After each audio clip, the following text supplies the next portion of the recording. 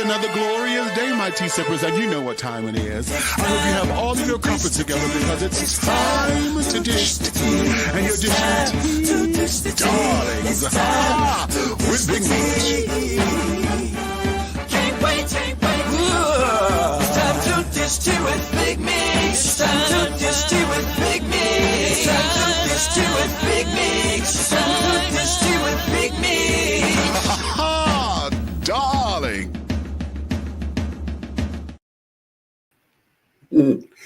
Hello.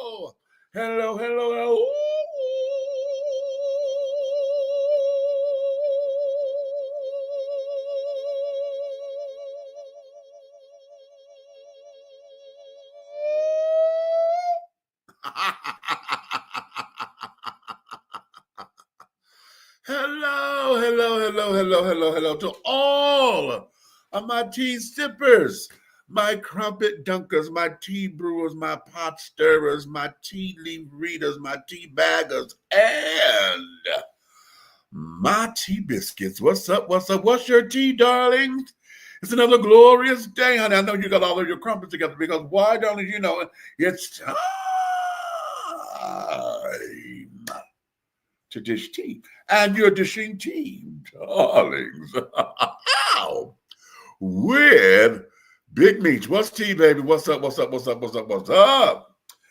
Oh, dear mercy, honey. Listen, it's been a very interesting last 7 days. Okay. Oh, let's see. We were here with y'all. We were here with y'all last week. My days are running together because I have been at the donut factory. Y'all see I'm still in uniform, right? I have been at the donut factory so long to where this bitch, honey, is probably ingrained in my skin. Oh. Okay. We have folks get ill and carry it on. I'm the only somebody in my department that works all 3 shifts. And trying to get my other coworker, honey, to come in and to help out and to assist was a little difficult. So that left me. So this past Monday, when I went to work at 3 o'clock in the afternoon, $1,500 is when I clocked in. I did not get back home to 39.6 until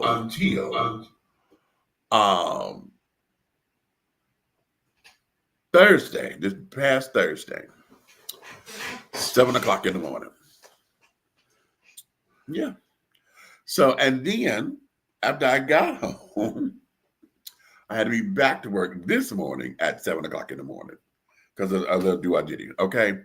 So, honey, it has just been a whole bunch. I have just been at the donut factory and all of those things. So it's a very, very interesting 7 days. I want to shout out in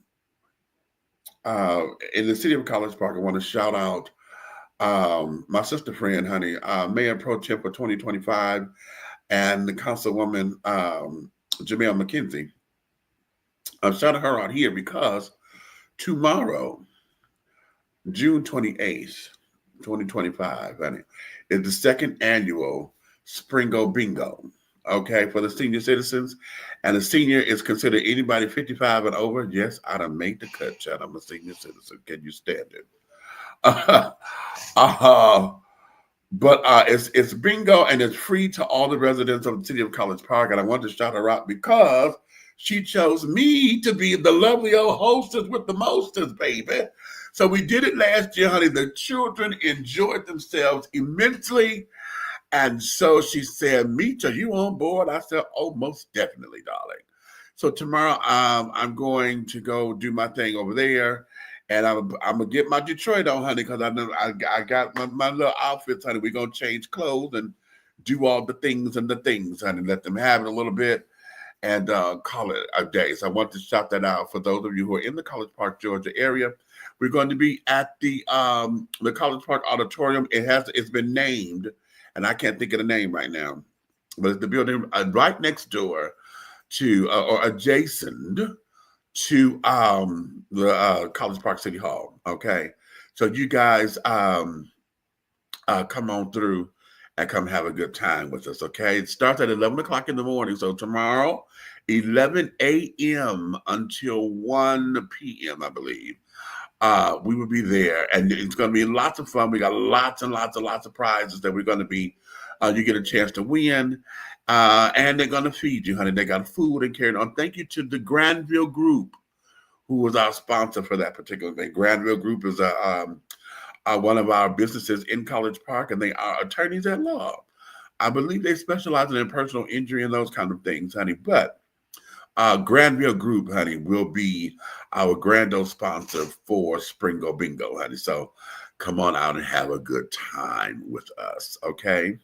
So we're going to get into everything and get into the thing the way that we do. You ready?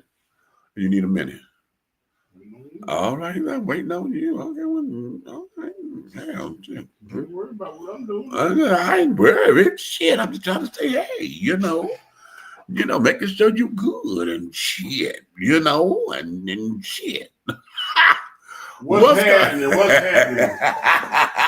You have to learn to ignore Skittle Man over here. Here you go. Okay, you have to ignore Skittle Man.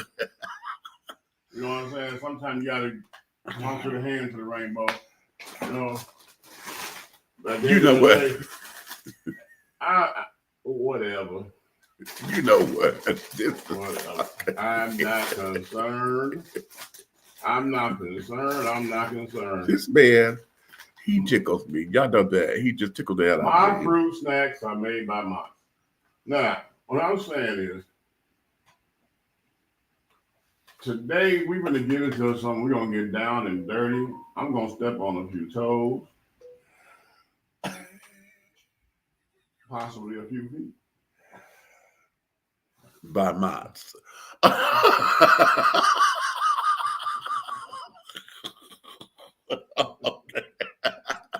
the end of the day, I want you all to tune in.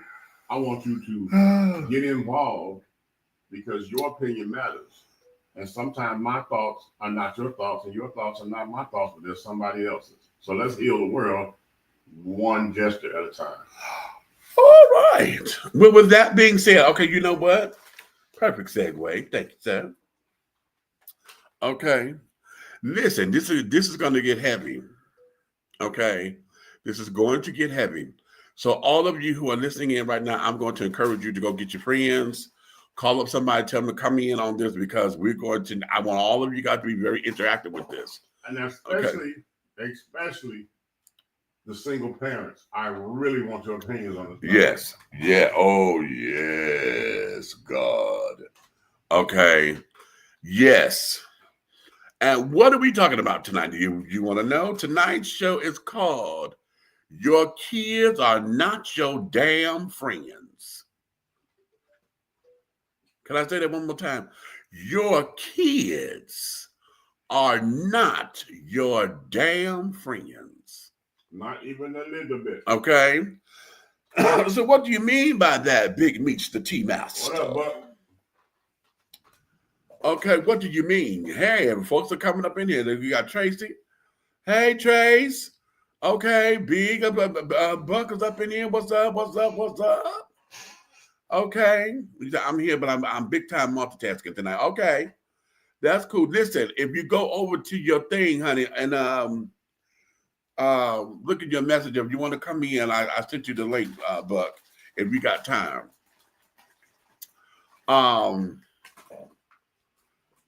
Here is where this is because right now we're constantly engulfed in conversation and things of that nature. And he shared with me some things, as a parent, just not about what it is to parent and carrying on. And I shared back with him some, some observations. And I'm like, okay, now I need you to look at it from this particular point. All right. And then it had me to reflect on my own relationship with my father. Okay. I had one, it was different with my mother. Okay. Because my mother was the custodial parent. Right. So my relationship was different with mama because we were always in communication and carrying on. As the firstborn and who was helping to raise my siblings and things of that nature, it also gave me a sense of responsibility. And in some instances, I took liberties, and I'm going to say entitlement, because I thought that because I had X, Y, and Z responsibilities or whatever, I had a familiarity with my mother. You know what I mean? And in some regards, child, I stepped over a boundary or two because, when she would have gentlemen callers call the house, whatever, bitch, old Demetrius was in his feelings all day. Who was this? And my mother stood up there. She said, okay, little nigga. Everybody ain't your friend. You forgot. You are the child. I am the parent, and everything up in here is what I do to make happen. And that was the first time you clutched your pearls. And okay. And it had me, and yeah, it took me aback, honey, because I was like, oh, girl, wait a minute, right? But then. Well, you just said something. Go ahead, keep going. Okay. You don't know. One single word can trigger. Right, okay. But then I had to sit back and take that tongue lashing, okay, and thank God it was just a tongue lashing, because usually at that point, my mother, she didn't spank us when we got big, honey. She didn't spank us anymore. My mother went and she would jab us, okay. And when I tell you she was quick with the right hand, quick with it, right? Oh, baby, ooh, okay. So it brings me to this, because my relationship with my father is a little different. Okay. My relationship with my father, number one, as us being grown men, I could talk to my father a little bit differently. See, I could cuss it, with my dad if I'm in conversation, and I tested the waters, because I started off with a damn hell, here and there. But then as one day I got to tell the story, and I was like, but shit, and I'm here, and I'm in it. And my father didn't correct it. Right. So I'm like, oh shit. Okay. As an adult, now I'm at a point to where, okay, well, look, this is where we are. You're an adult man, I'm an adult man. We're learning each other as adults, and etc. However, I'm not crazy enough to want to get up, to want to challenge my daddy. All right. Regardless of how I felt he was not there when I was a kid and this, that, and the other, he's still my dad. Right. And because he's still my dad, there's just certain things I would not do, in order to challenge him or challenge his authority or this, that, and the other. Right. Even in having conversation with him, I'm talking man to man. So, if I was on the man, dad, I'm like, I consider that, say, dad, I was like, well, fuck this shit, and my dad, he was like, oh, yeah, son, and we're there because we like men talking in a locker room or talking about our bad days or whatever. It has never been. No, I'm gonna say never, because when we had our pickle squeeze, we did that, and I did challenge him because I was going to take that ass whooping, but at that point, that was a little different, and it needed to happen. But we have, I have never gone to him like I'm going to check him. You know what I'm saying? I have never stepped to my father, except for the pickle squeeze day, okay, in that way that, okay, oh nigga, I can take you. I've never done that. That's not a good idea, people. Okay. And this whole conversation comes to how parents have allowed themselves to want to be friends with their kids. Mothers, a lot of single mothers out there, you have all these damn babies, and I'm saying it like that because, okay, it is what it is. If you don't like it, tough. You have all these babies. Some of you have got addicted to having babies. Y'all remember the movie, The Women of Brewster Place? And Phyllis Yvonne Stickney, honey, she was always having babies. But she said, when they're little, they're so small and tiny and they smell good. And, she was fascinated with the baby because she treated the baby like baby dolls. But then they became grown, they're growing up and now they're little hellions and you don't know what to do with them, But some of you feel as though you're supposed to be friends with your kids. Like everything that they do, you're not supposed to chastise them or whatever. You're sitting up there trying to have relationships with their friends. Yes, I get it and I understand it. And I know sometimes it's age related and this, that, and other, but I still have a problem with folks who smoke weed and shit with their kids. Now that's just a personal thing. And that's because of how I was raised. My Esther Lorraine, we don't party with our children. Okay. And my mother came to my house and she know I'm in the midst of everything. My mother has come to my house and I've taken a can of beer. I'm doing my thing on my car. And I put it behind my back. Right. Just to and she came to my house. Right. But the drink went behind my back as respect to my mother. Okay. Now she see the atmosphere and see what's going on and carrying on or whatever. So she make her visit as quickly as possible. Okay. But I'm a chip off the block. So my mama get nosy from time to time to see what the hell it is going on. Okay. And then when she leave, then I'll bring my drink back, and sip and carry it on. I didn't cuss with my mother. And when mama came in the house, I had everybody, hey, mama here, and it was that kind of thing. Dad, on the other hand, my daddy has never come to my house. Okay, wait a minute. Let me look at that. Has daddy ever come up to any of my residences? He's dropped me off. He's never come inside. Is that right? Maybe once. But I forget what house it is because okay. But that is that, okay? But a lot of us, we want to be friends with our kids.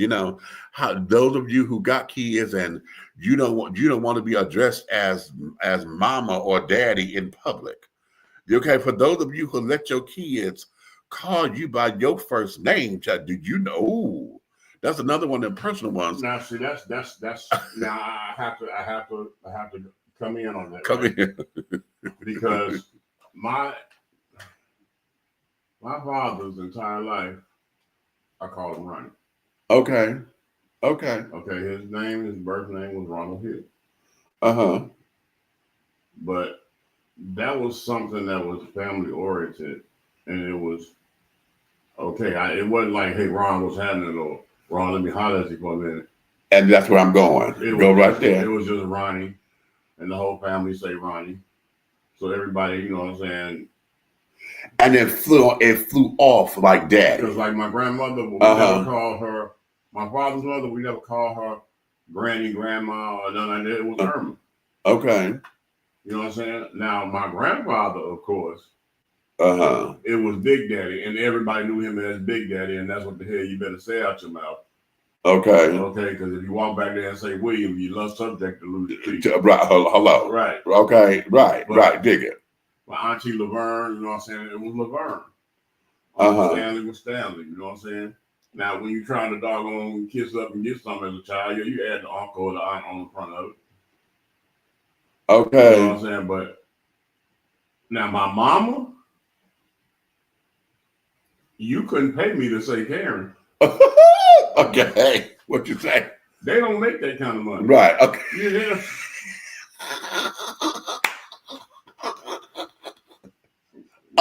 Okay. No.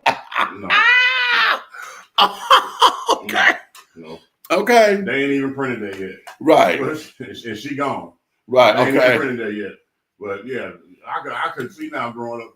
Karen, you hear what I said? Ooh. Nigga, I done saw my shoulder blades. No. Okay. No. Okay. Oh, yeah, we got knocked around the back. But you got to understand this. These people today are itching for people to, their kids to get to a certain age. Like that age. I'm like, they like that 21st birthday thing. Yeah. So you can hit the club with them and drink Yeah. with them. Yes. And my thing is this. I don't mind being in a celebratory spirit with you because you becoming into that part of adulthood on that particular day or that particular event. But everything after that, no. Right. No. Right. Okay. That's my now. I'm celebrating your passage into adulthood. The rite of passage kind of thing. Right. Yeah, I'm with you. You know what I'm saying? I toast with you on that night. Right. You're legally grown, and that's the decision you're making as a grown person. Right. I'm not giving you something underage. Right. You understand? So, but anytime after that, if I get dressed the next weekend and I'm ready to hit the club, don't run and put your clothes on. Right. You're not going. You know what? Wait a minute. What is the way how you fucking said that just got me in my feelings? Right. Okay. It's the way how you said that that got me in my feelings. Let me do this because I want to set a precedent because I know I said that what I said, as far as parents allowing their kids to call them by their first name, but you said something that was that way, and that there is. When the precedent was set, okay, it was that way. And it wasn't done in a way like you're stepping to them as if you're equals. You know what I'm saying? I know folks, and it bothered me that they would call their parents by their first name, whatever, and they would treat each other like their girlfriends. Like, I mean, not too long ago, I was in a blood-curdling situation when a daughter called her mother girl, walking in the door, greeting her as gesture like, "Hey, girl." Right. Right. And had been doing it before 18 and was doing it after that because you're in the comfort zone.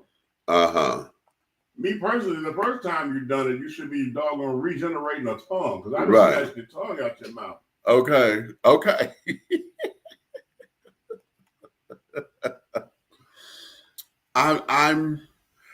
I'm there, and here's the thing, and I want y'all to weigh in on this because there's a number of dynamics that go into this. And I'm gonna start with the parents first because it's easy to start with us because my question becomes, where did we lose it? Because a lot of this, now we talking about when we were growing up, and I'm hearing folks that did that, and my mother cringed, honey. She was like, "Oh no, you would never call me by my name." Okay, never. Because I am not your equal. I am not on the same level of you, honey. You respect my title with everything that I have gone through to make sure that you got a life. Oh no, I'm not. And anytime I've had to call my mother by her name, it was to get her attention because we were across the room. Or my mother and I we were in downtown Detroit. We were in Rite Aid when it was Rite Aid. Mama is over after she getting her a soda, and I'm sitting there, Mama, the girl ain't paid me no mind, honey, right? Right. Ain't paid me no mind. And then when I said Lorraine, and of course I said it because I knew that was going. When she heard my voice, she immediately, because she know my voice, right? I saw the hairs on her back stand up, right? As she turned around, I said, "Mama, wait. I just had to get your attention." You know what I would have done? Huh? I would have did just like this. Lorraine. Right. I would have looked behind myself. But like somebody else called her. But then she told me. I said, "When I was calling you," I said, "You wasn't." She said, "Boy, She said, we in downtown Detroit. Did you know how we supposed to holler mama out here? I had to learn how to block that out because that ain't my business. I said, well, then you can't be mad at me because I'm trying to get your attention. While they yelled out Lorraine and turned looked over my shoulder. Well, I looked back at her like, okay. You heard it too? So, but there was that. But here is where, why is it that we feel the need to want to be our kids' friends? Is it discipline? No. Are we afraid to discipline our children? Are we afraid that our children are not going to like and love us anymore? Yeah. Are we afraid that we're going to lose their respect or whatever? Yeah. Whatever the hell, whatever all that is. Why is it that you believe that parents feel as though they're supposed to be friends with their children? Particularly coming from an era, this whole friend thing didn't start until I'm gonna say when I noticed it.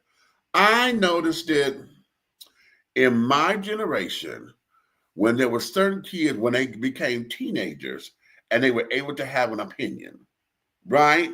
So now we got some mothers who were wanting to be good girlfriends with their kids because it was a thought process of, well, if I befriend them, they'd be wanting to talk to me, because a lot of this was supposed to be a strategic tool because parents weren't talking to kids and this, that, and other. So, we're talking about sex and all this, that, and other. So they were using it that way. What you got? A strategic tool is a good piece of leather. Okay, that's a strategic tool. I'm here and it didn't bother me. Okay, and I'm gonna just keep it 100 with you, because at the end of the day, like you said, back in that same time era, yeah, I noticed it when they started smoking a joint. They wasn't blunting up. Yeah, they were smoking a joint with their joints. parents. Yeah, or have a beer with their son. Ooh, and that right there, a child mind, you're even in the playing field when you're doing that. You feel me? Right. You kind of making them feel like, oh, okay, I'm getting up there where I can say what I want to say around here. And that's, I believe that came before what you said. Opinions were formulated after that. Okay. Give it to me.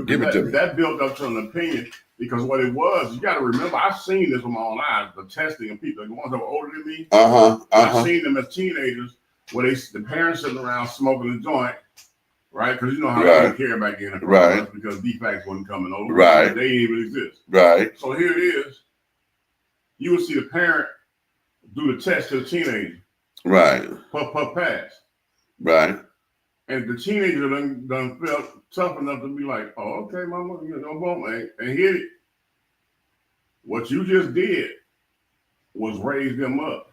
Mm-hmm. Now, after 2 or 3 times of different sessions, next thing you know, it's going to be, well, mama, I don't think you should go out with that dude. Right. Mama, I don't think you know what I'm saying? Or mama, you don't really know what you're talking about. You don't fix your mouth to be able to say that kind of stuff. Ooh. You don't know what you're talking about. Right. Or mama, you don't understand. I'm going anywhere. Oh God. Oh, flashback shit. Those things right there was where the cutoffs was, and your child run away. And it's really worse with mama to daughter, because she run away because you done built this doggone passage of friendship, but you don't want to connect the two worlds. You don't want to connect that to what's going on now. Right. She runs away that weekend because you won't let her go to a specific party. You in an uproar of pain because she's a young lady on the street. Mm-hmm. When she does return home, it does not get any better as far as what's going on. It gets worse because now your new bonding process is allowing her to possibly be on your level. Right. Allowing her, you're no longer enforcing the curfew. You no longer, what I'm saying, you making her comfortable about niggas she talked to on the phone. Excuse me. Niggas, ninjas, they all in the dark. But anyway, what I'm saying, But like you're not, you know what I'm saying? You're not enforcing it because you're on the phone. Like, girl, who you talking to? Mama, this boy. Is he cute? You Right there. Right there. Woo. Woo. Right there. Woo. Now, okay, let me put the proviso here. Don't think we ain't gonna get on these daddies. I'm coming to the fathers. I'm gonna crack this. We're coming to the fathers. I don't want y'all to think that we're only getting on mothers. The thing of it is that a lot of our practices, that this kind of stuff that we're talking about here, we've seen this come from a lot more mothers. Okay, particularly the mother-daughter relationship, when they're trying to be friends and you trying to make sure that you the same size as your daughter, y'all wearing each other's clothes and all this shit. Okay, and the daughter gets comfortable. It's gonna make your skin crawl. Okay, what? Walking in your room, going in your closet, and going through your stuff to use it because they feel like it. Don't ask you nothing. You just go get up one day to get our outfit, and it's not there anymore because she wore it last week. If you don't, okay, you know what? Oh yeah, that's real.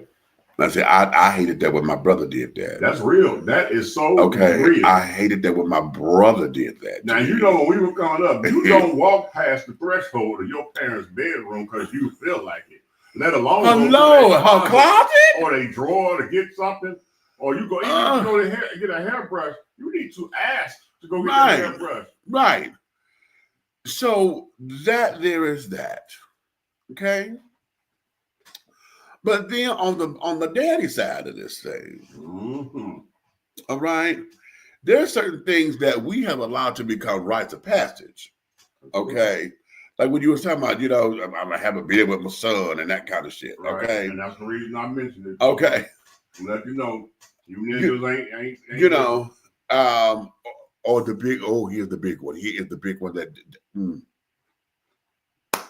God bless it. Let me take you out to the strip club and go get you a little piece of pussy. You big enough now. Come on, let me. And want to get you some cutty.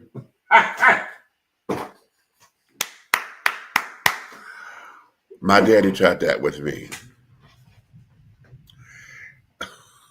Daddy, if you watch it, I don't even know if you remember this. You should. I was 16. Yeah, I think it was 16 or 17. Daddy wanted to go out with me, right? He wanted me to hang with old pops. So now he's trying to take me to the local bar that he frequents. Okay, I'll be on East 7 Mile. Is it Russell? Okay, over there.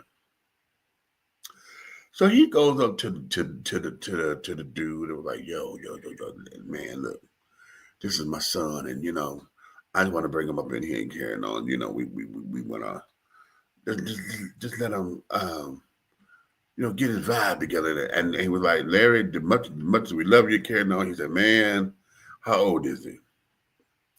He said, no, don't worry about that, because he good. And the guy said, Larry, if this man is under 21, he cannot come up in here like that because we sell alcohol and we can lose our license. And my daddy said, well, no, he ain't going to be drinking or nothing like that. I'm just trying to let him see the bitches that carrying on, that I'm trying to set him up. And the guy kept saying, we can't go up in here. Now, I done got nervous as hell because, you have to say, I'm 16 and I'm fresh into my fabulousness, okay? And my dad is my dad, okay? And he was trying to use his persuasive because he's very persuasive. But the man was standing on the fact that I could lose my license and you're not going to fuck up my money, okay? And okay.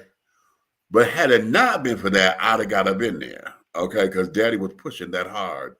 And because of that, I was having heart palpitations and stuff. My hands started sweating because I'm like, and I had not told my daddy about me being gay at this particular point. So that's the other thing. I'm like, oh my God, this man here is trying to get me up in here. What the hell am I going to do? Okay. So what? Trying to take you fishing. Right. Okay. Knowing that I don't know nothing about the bait, honey. Okay. I'm not putting no bait on no hook. Daddy, I'm a carnivore. Okay.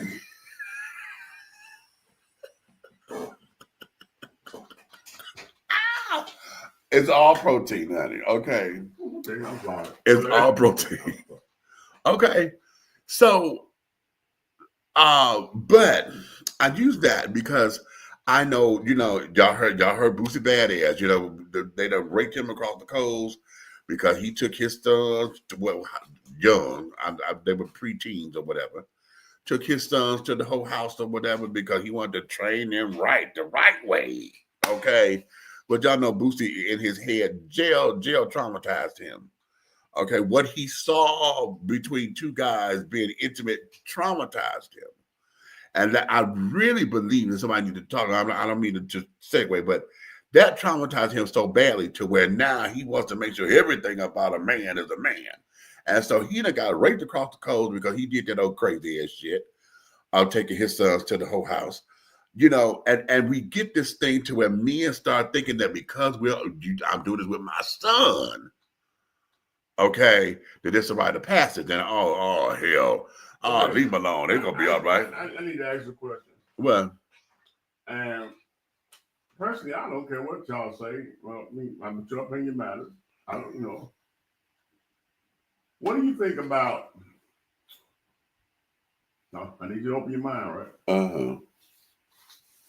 Of having a disabled child, right, a son, and a man take him to get his rocks off because that's not going to happen naturally because of his disabled, but it's something that he needs biologically. Right.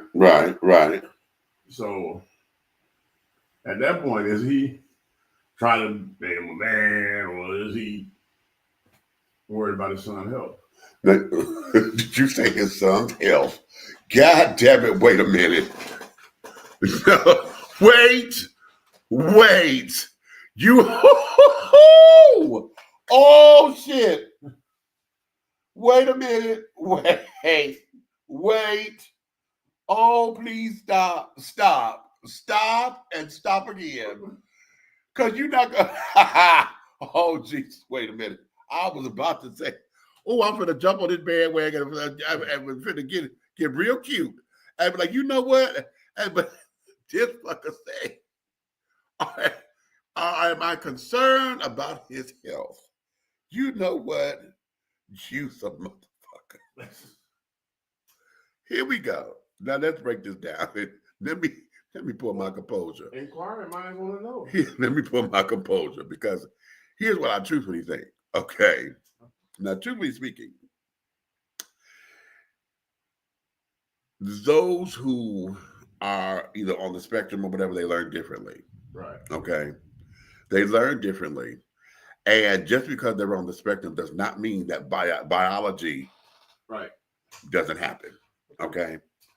So, in essence, that we hear parents who smoke with their kids when they say, "Oh, well, I would rather have them do it in front of me. That way, I can teach them and show them and da da da da da," versus them being outside and I've heard that growing up. Okay, but in this case, right, it becomes different because the dynamics are different,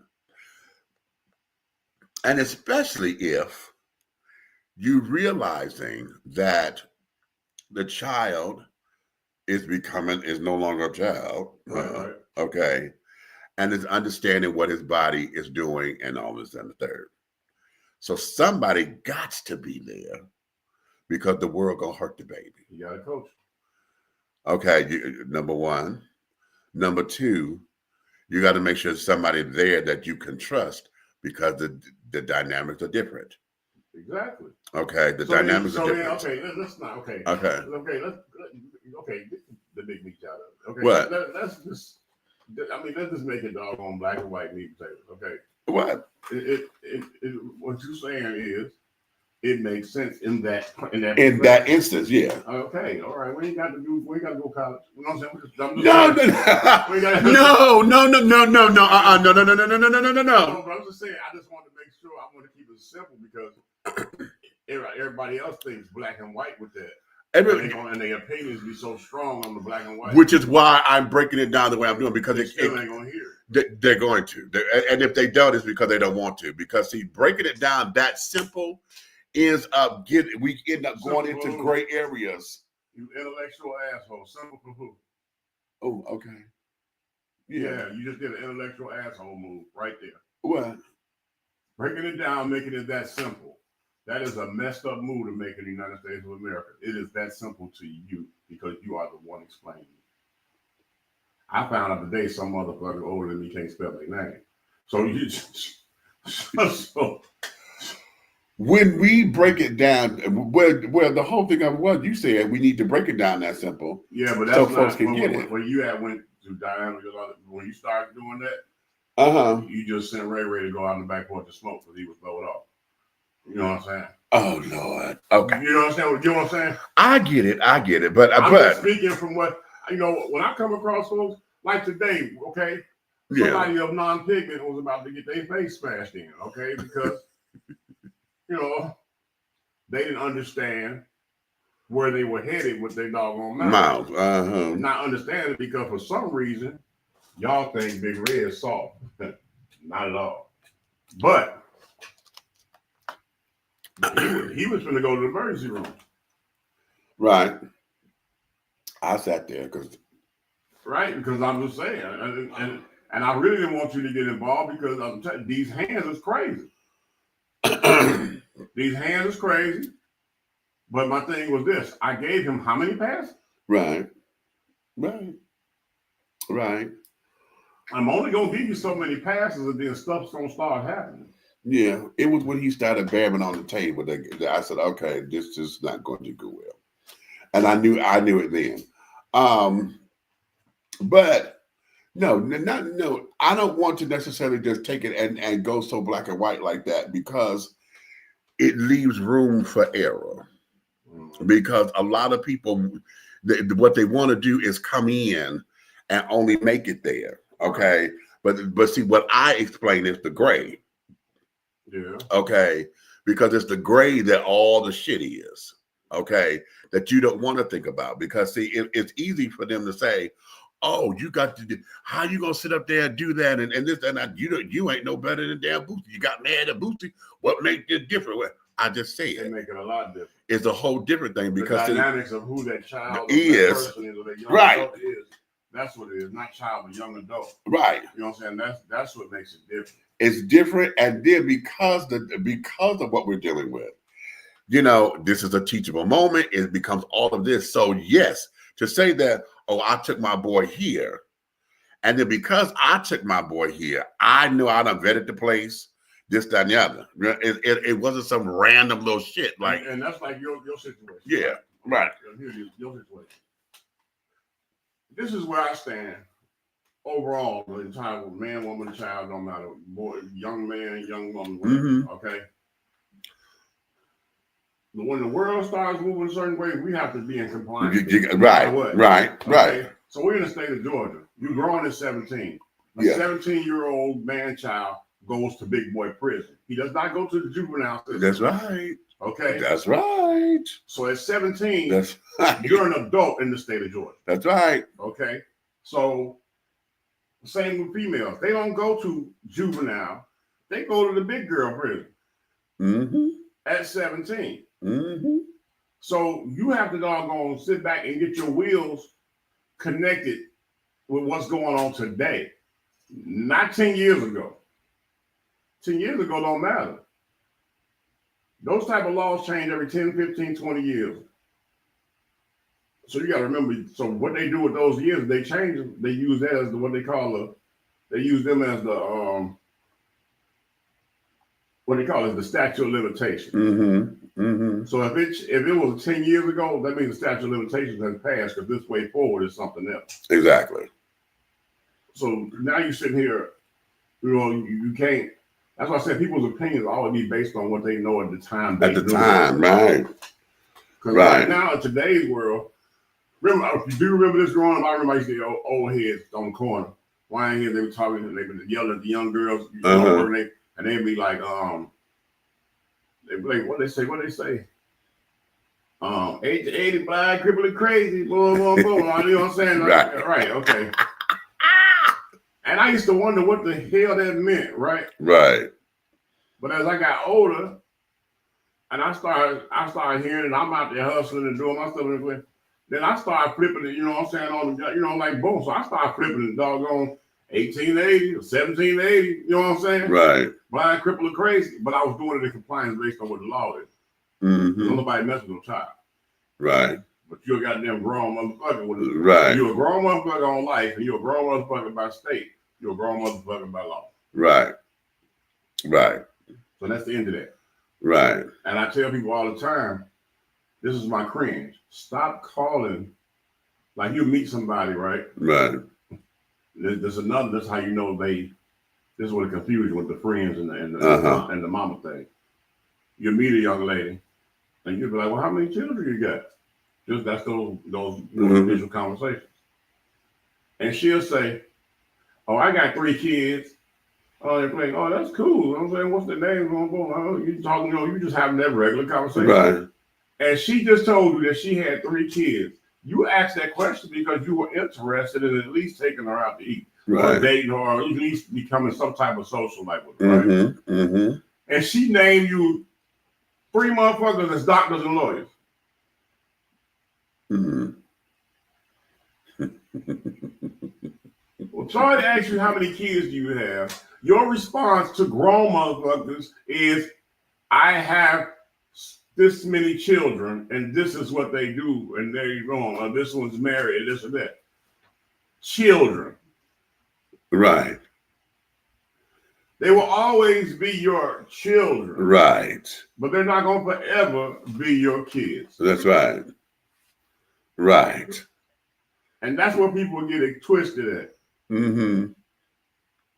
And they'll destroy a relationship or something God sent to them because of some 25, 27-year-old. Oh, I gotta run my baby.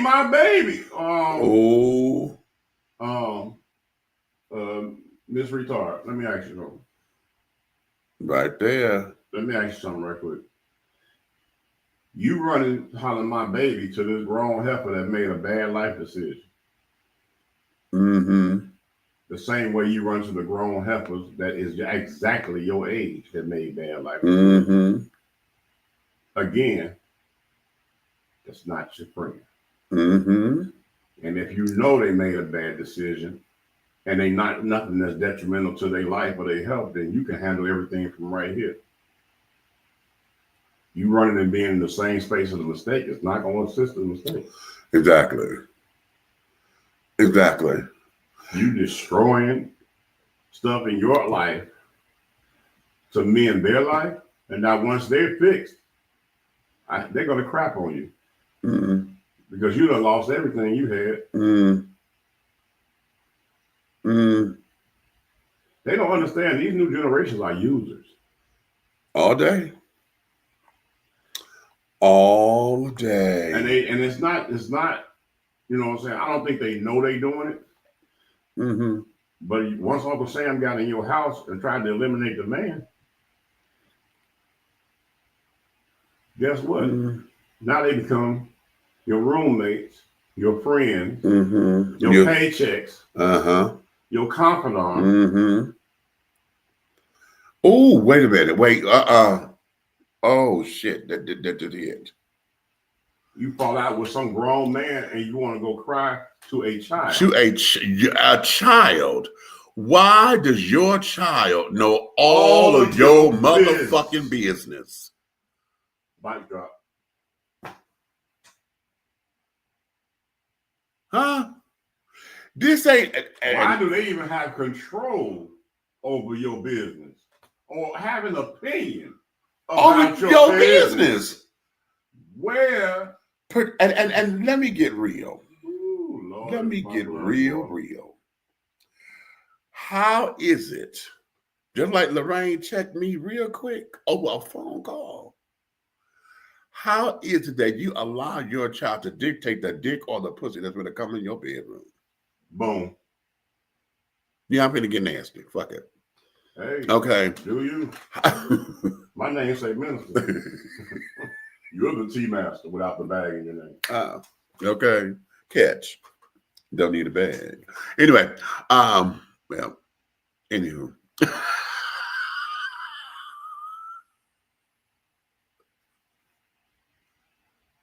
He likes butter pecan without the nuts. Mm. It's not butter.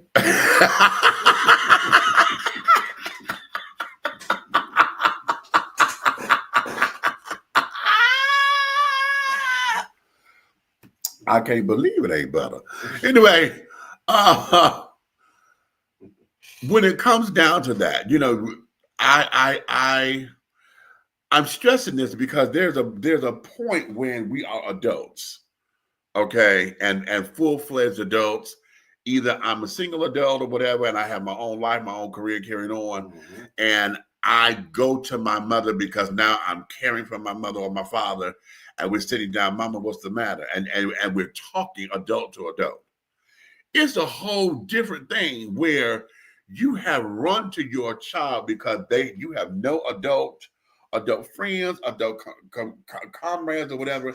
Your child now is the only thing or somebody who you feel you trust and blah, blah, blah, blah, and they have all of your information.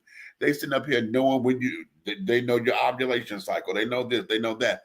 They know how many, listen, when my mother was dating. Well, me, I'm trying to cut you off, but there are some adult friends or best friends that don't need to know all your business because you are their age and have more than them. So you think they're going to assist you in keeping what you got or help you lose it? Exactly.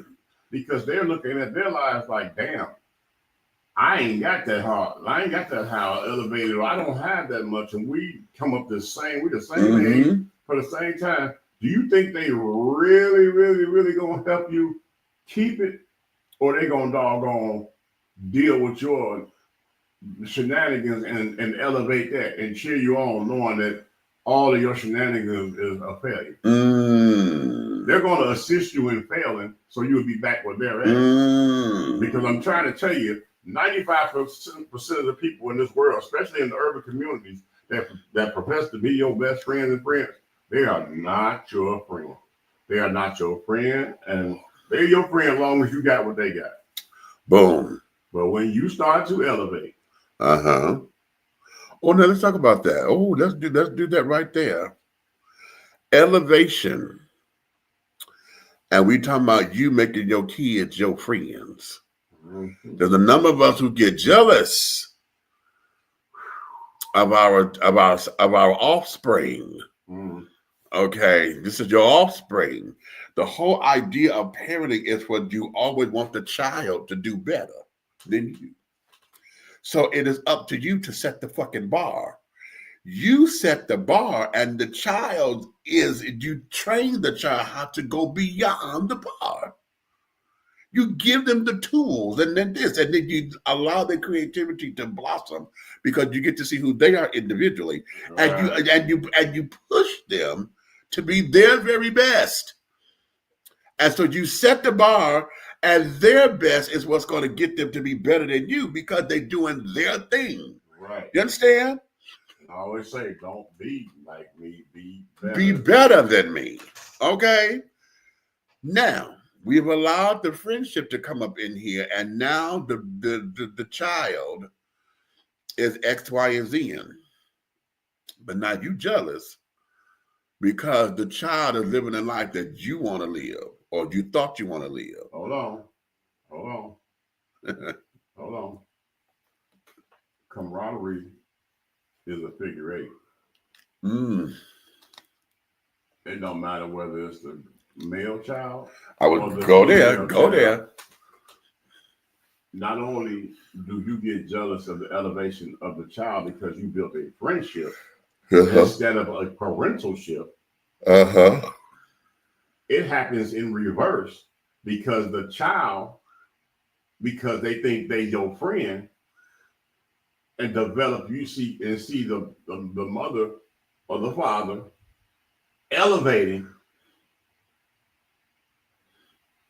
and they're destroying their lives because they want to lean into their own understanding. It's in here. NIV, it's in here. Lean not into your own understanding. Therefore, your credit wouldn't be terrible, and you would be able to get apartments, cars, and houses, and everything else at a young age. Ooh. But you want to lean into your understanding of scamming and destroy your credit and your banking and your life. Now you ain't worth nothing, right? You've been here 400 days with a 400 score. You got a point a day. How about all right? Now, exhale. Exhale. The point is, a lot of times, and I've seen this before, the child building this friendship camaraderie with the parent, and the parent elevating, the child becomes jealous. Yep. And the first thing the child is doing is saying, wait a minute, I need to become destructive and shut that down. There's a lot of people suffering out here from that, from allowing the child. Now the child comes in, shuts it down, the parental stuff kicks in, and guess what kicks in? When that parental stuff kicks in, now whatever's going on with the parent, whether it's a significant other, husband, wife, whatever, you give them your ass to kiss because your best friend over here, which is your child, is the gospel that you're gonna walk by. Can I put a proviso there? You can put whatever you want on this thing.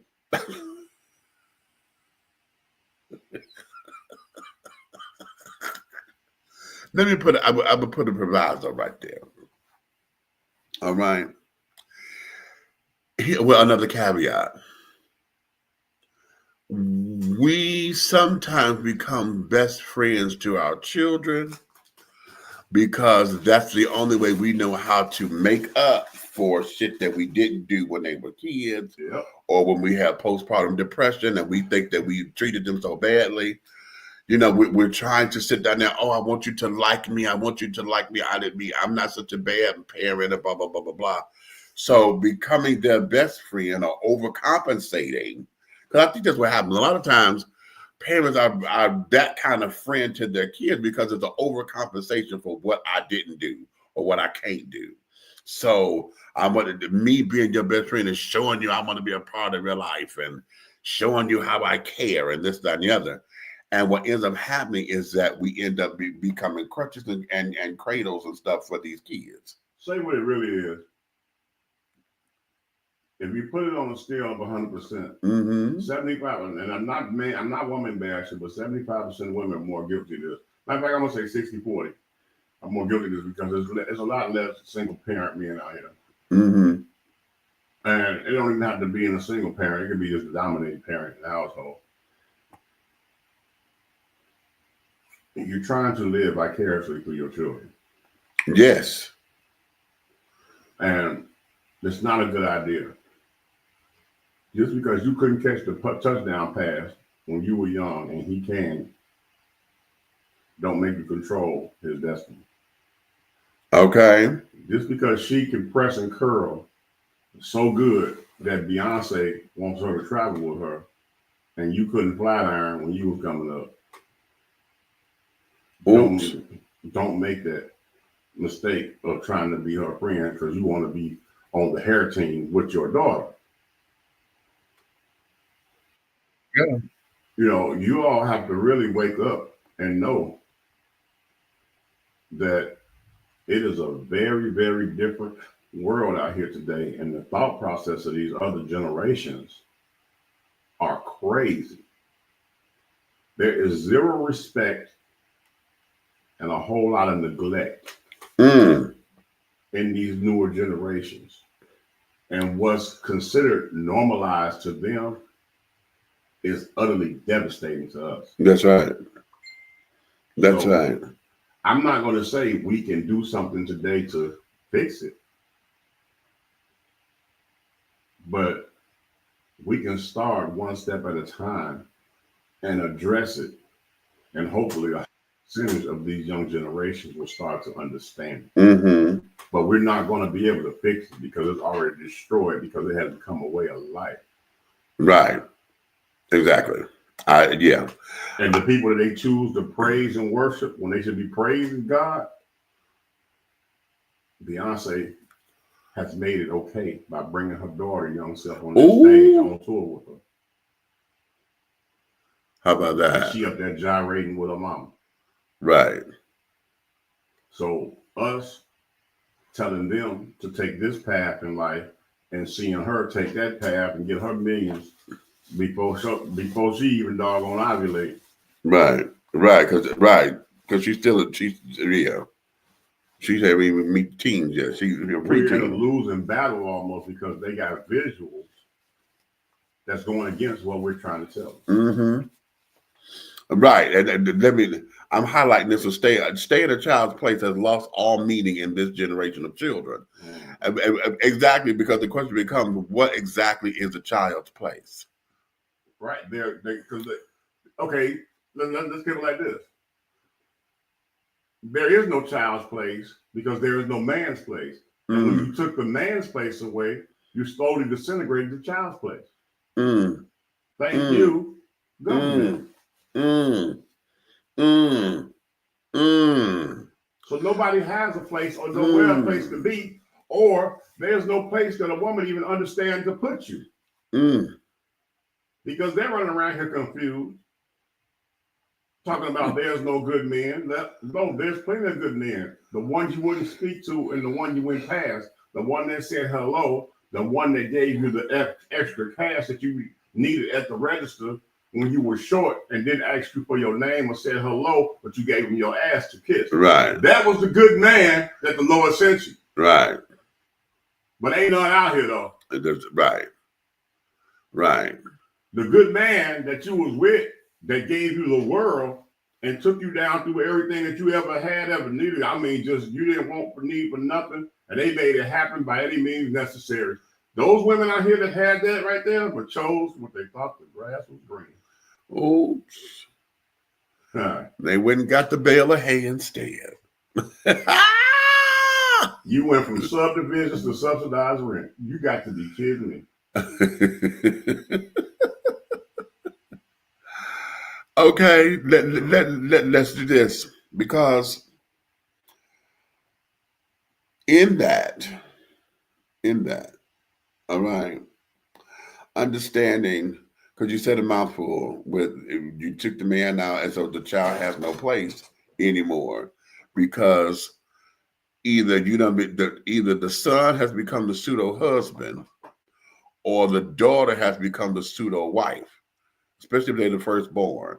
Because I heard a lot of men, and this is whether they're single fathers by choice or by death, okay, because maybe they're widowed, where they leaned a lot on their daughters because she looks so much like her mother.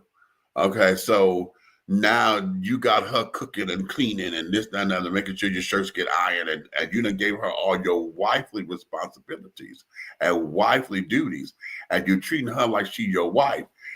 Ladies, you treat your son like he's your husband. Okay, the pseudo husband. Now he can do everything. He has all the responsibility that you want this man to have. Okay, and he's supposed to be your friend on top of it. So now, not only is he the man of the house, which I hate that expression, he also got to sit up here and tend to your needs, all that he can within reason. Watch Baby Boy and quit looking. Yes. Stop looking at the movie and listen to the script. Yes. Yeah. Yeah. Matter of fact, watch Baby Boy and just turn the doggone TV part off and leave the audio on. Okay. And see, don't you catch the nuggets. Right. Because everything he just said was in that movie. When you start to elevate, watch how your children, so-called friends, and even their close family disappear. Yeah. Okay. Ooh. Okay. And all of that. I've seen the parent try to shut down the child, to shut the child down too. Sometimes the children become more emotionally mature than the parents. I've Yeah, seen it both ways. Yes. that's true. Well, okay, let's go there. When the child has become emotionally mature, it's because the parent done dumped everything in the child's lap. Yep. Listen, my mother told me if she had it to do all over again, she would have let me be a child. I said, Mama, and it kind of hurt my feelings a little bit. I said, Mama, what do you mean? She said, baby, she said, I relied on you because you showed me you knew how to do it. She said, I showed you one time, you showed me you knew how to do it, and you did it well, and then I dumped it in your lap because there was one less thing for me to have to worry about because I knew you would take care of it. Okay. Well, then, That's why our responsibility factors during our generation yeah, was a lot different because it behooves me that a child right now, and I'm gonna say a child, I'm gonna say a person because it goes to young adulthood, but from the age 16 to 18 to even 20 years old, right? mm-hmm, Can't remember to take out the trash or sweep a floor or wash a dish, or is it that they don't want to remember because they don't want to do anything? They just feel entitled to everything is take one way traffic. okay, Okay, and even when you show them something, they'll show it back to you at that moment. But any days after that, they're not going to reciprocate it because they're not going to do anything until they are told. right, They will literally walk over pieces of paper on the floor in the house they live in and walk past that paper 20 times in a week. okay, Until okay. you say, pick the Pick it paper up, up. right. And to me, that's a sick-minded person. You know, and people got to understand something. They couldn't even start to deal with what we dealt with because how is it you can't remember to take out the trash between the ages of 16 and 20, but at 9 years old, I can take care of a 3-month-old baby from Friday to Sunday. Right. Not the whole weekend. Not the whole weekend. With no adult supervision. With no adult because you were okay, this is the foreman, this is this is at this. 9 years old. Right. Hello. So yes, I have a problem with you. Okay. I have a major problem with you. Because at that point, I'm 9, you're 18, 20. You're an idiot. Okay. But here's where it is. Here's where it is. And okay, let's not be so harsh with name calling. Okay, idiot.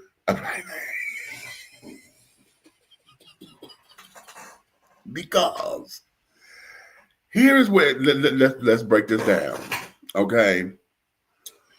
Oftentimes, you know, this new little generation of folks, honey, they become entitled and this and another because we got the far extreme.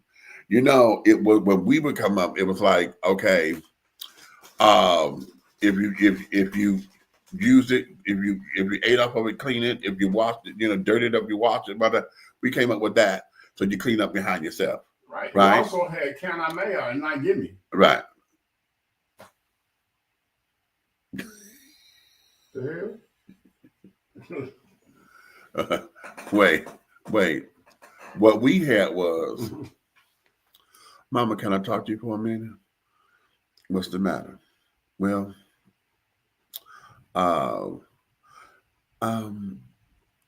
we got the stock hop coming up, and I was wondering if I can get or could you give me $5 because it costs $5 to get in. I want to go with all of my friends. Okay. We had that, right? This generation got, moms, let me get $5. Let me get.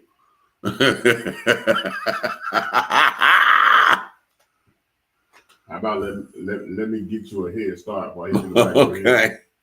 Let me get, that's what I mean. May I cannot for us, but right. Okay. A lot of that, again, that's part of our fault because where we have dropped the ball, it wanted to be friends and not wanting our kids to experience the hardships that we did. and it's dynamic. But I've been on the parents for a minute, but let me get on the kids because I got to make this. I got to make this a total thing. That's right. Okay. As y'all heard me, about my dad and carrying on, and I'm grateful to the fact that at this particular point, I'm 55, and my dad and I have a much.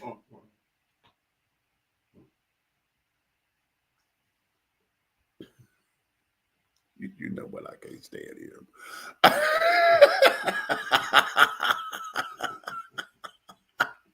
Cannot. Anyway, we have a much better relationship now than we have ever had. Okay, but there's a couple of dynamics. One, we're older. I'm an adult. He's an adult. Two, I've got to process him as a man because as I'm going through my own little turmoils and shit, I'm able to see him. You understand? I'm able to see him. And I think I told you this once before.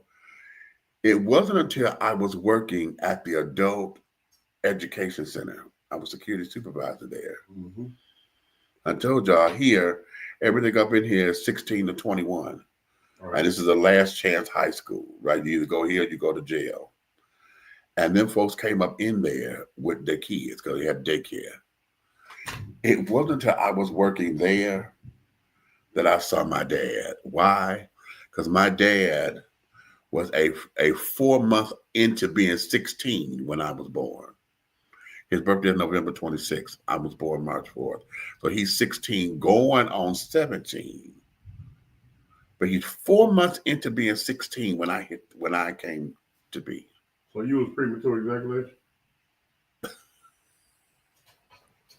And a bastard. Okay. Okay. Woo. Okay. Bell, shut up.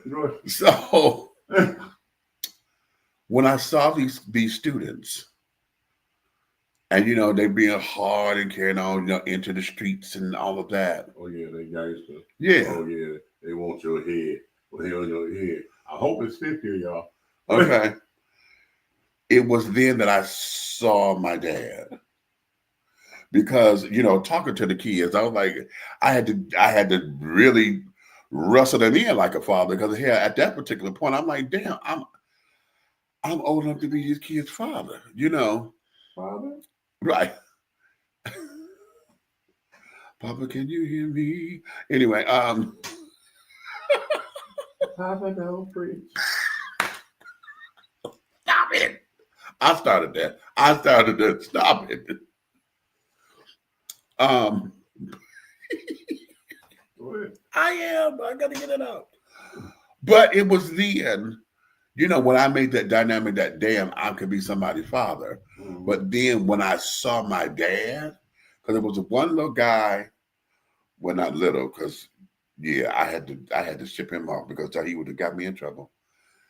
The guy came in, and I had to tell myself, I said, this boy is 17, Jesus. But he built like a 35-year-old. Similar.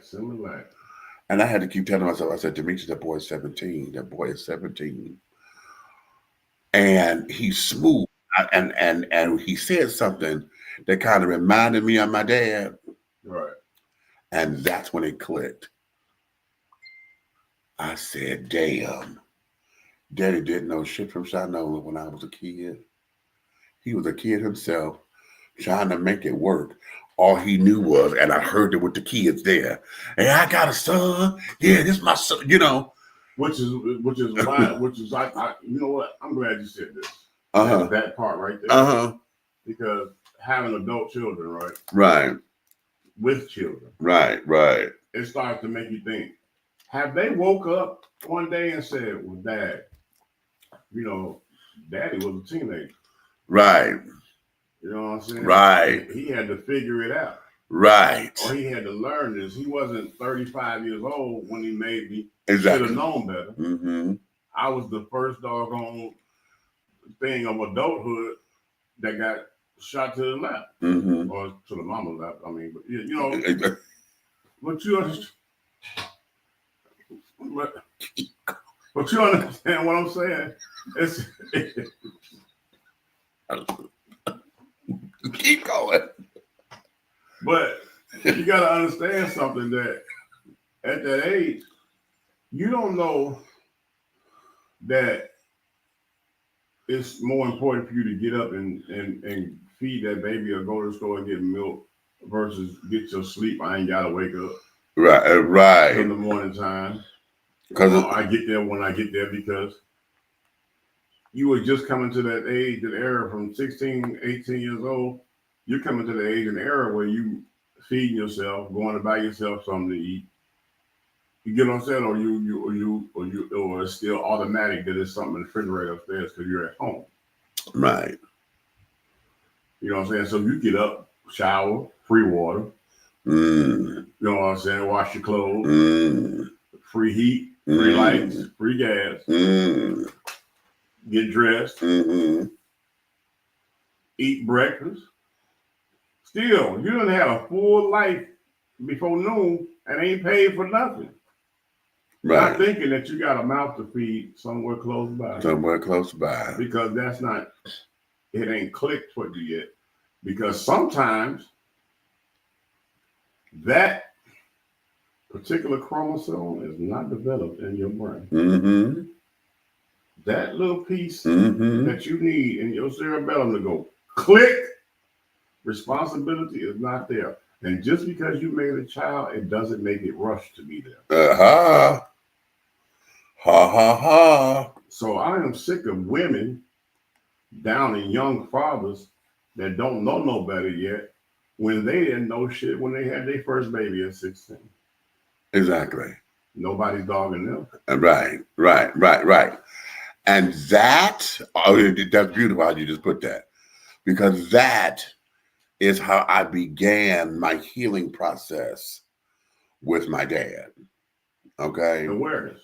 Okay. Awareness. Because I was like, well, damn, you know, and especially when I made certain milestones and was like, as an adult, and I remember as a child going through something similar, you know, here when money got funky and I was about to lose my place. You know, because I'm out sick or whatever, and everything cut out here. Even the government, they wouldn't give me no food stamps, and the emergency unemployment compensation got cut. They stopped it, right? So there was no more unemployment, no more nothing. I was like, bitch, what do I do? That's adulting. And I remember being in that situation. I remember my parents going through that. Now they got kids.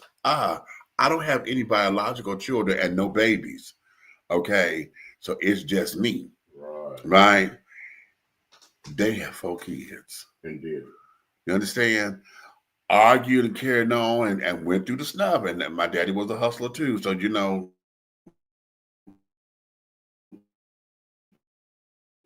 all right. But it became. You ain't heard that from us. Okay, it became. I need to do what I did. This is that you got to do what you got to do. A lot of us say that, and we don't even know exactly what that means. Okay, I got to do what I have to do in order to make this happen. Okay, and a lot of times we use that phrase as an do, not necessarily the things that we need to do. Right. Okay, so when I started to see that, I'm like, okay, so is that, and I was one of them too. When you feel as though your parent was not the parent you wanted them to be, or you thought they should have been, and you feel as though you are entitled to have a gripe. Because I did that with my dad for a long time. Okay, I'm talking about everybody. Okay. You're right. I did that with my dad for a long time because I felt that in his parenthood, you know, he wasn't the father that I thought he should have been. And, you know, there were certain things about me, you know, I'm mad at him not understanding his story because I never got his story, right? And to me, I call that audacity BS because you can't have the audacity. Let me tell you something. Come on, give it to Let me me. tell you something. You can't have an opinion about somebody with half a story. Your opinion is crap. It don't mean nothing. It don't mean nothing. Yeah. It don't mean nothing. You would rather take on the easy scepter of anger, Right, and attitude and ignorance, right. versus going intellectually and inquiring the other half. Mm-hmm. Because guess what? Anything divided by anything equals something. Anything multiplied by anything equals something. Anything plus anything equals something. Anything minus anything equals something. But if you only got anything and nothing else, how do you have an answer? Because you ain't got nothing. I hope y'all caught that. Okay. So you're walking around here with preconceived notions and attitudes with one of the parents. Right. And never confronted the parent. Right. And you can do it respectfully. I was just, yeah, right. Sit down to have the conversation. Because now you're an adult going through adulting. Right.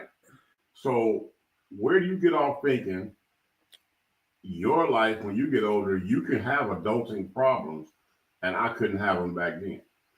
1, 2, 3, 4, 5, and 6. Exactly. What is it? I'm supposed to not have adulting problems, or I'm supposed to be problem free?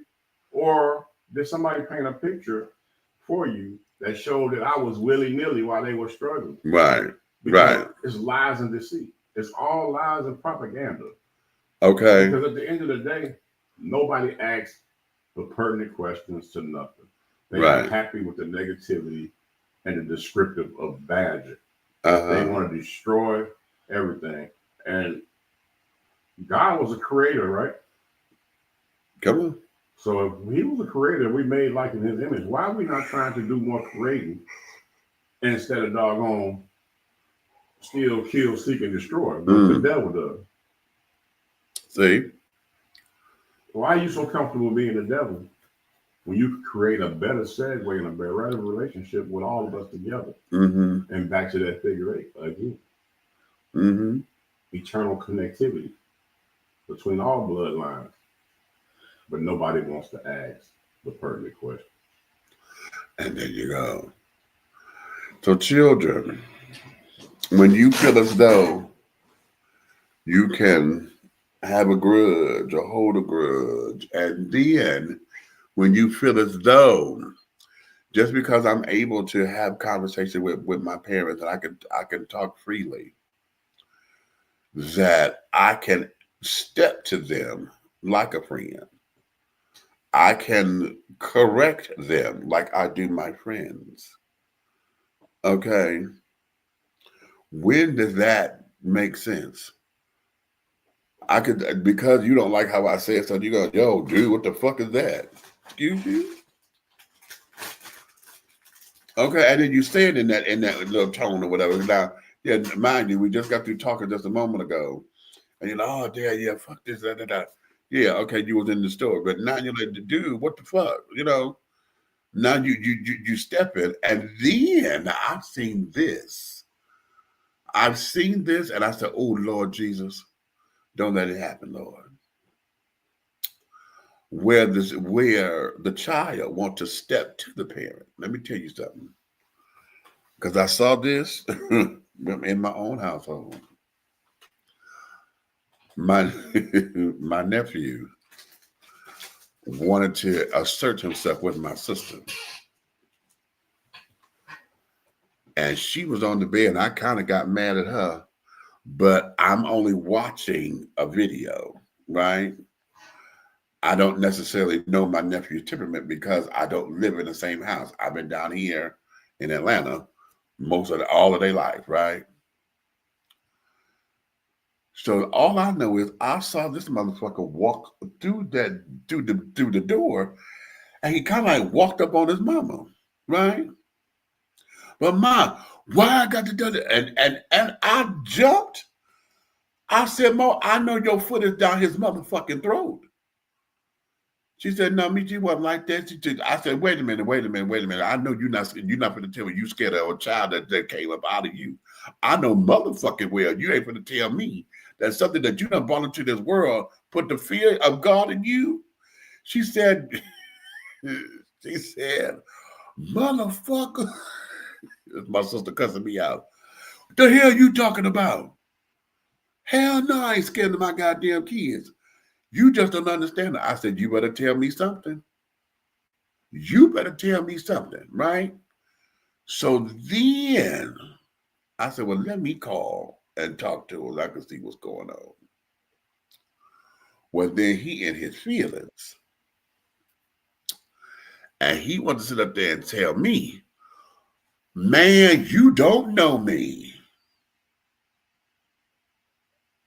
And you ain't got no such and such. I forgot what the words he said. And my sister said, she said, who do you think you talking to like that? That is your uncle. I said, Mo, let him have it. I said, I need him to get it all out. Get it all out. Right? Well, because I called him on what happened was I called him on his phone and he hung up on me. That's the first thing. So I called her phone and finished the conversation. So it was at that time where I went, oh, okay, here we're going here. And I told him, I said, let me tell you something, fucker. Since you claim you want to be grown and shit, you got an ass whooping coming. And that's on site. I said, I don't care if I'm 99 and you 65. I said, when I see you, I am fucking you up. Because I said, and you don't know when I'm going to pop in town, little fucker, right? You don't know when I'm coming. And God help me, because I was about to gas up the end. I called you. I said, boy. He said, what? I said, nigga, I'm at a road trip. I got to go put my foot in this motherfucker's ass. I was going to drive them 12 hours to go kick my nephew's ass. Do you understand me? If anybody know me, I'm waiting. Wait, because he is. Because he say, what side of town he stay on? I said, they west. And I told him, he said, send me a picture. I said, yeah, bet. Okay. Because I'm not like that. I'm not like that. I am. But I am. I'm gonna tell you, baby. So am I. Okay.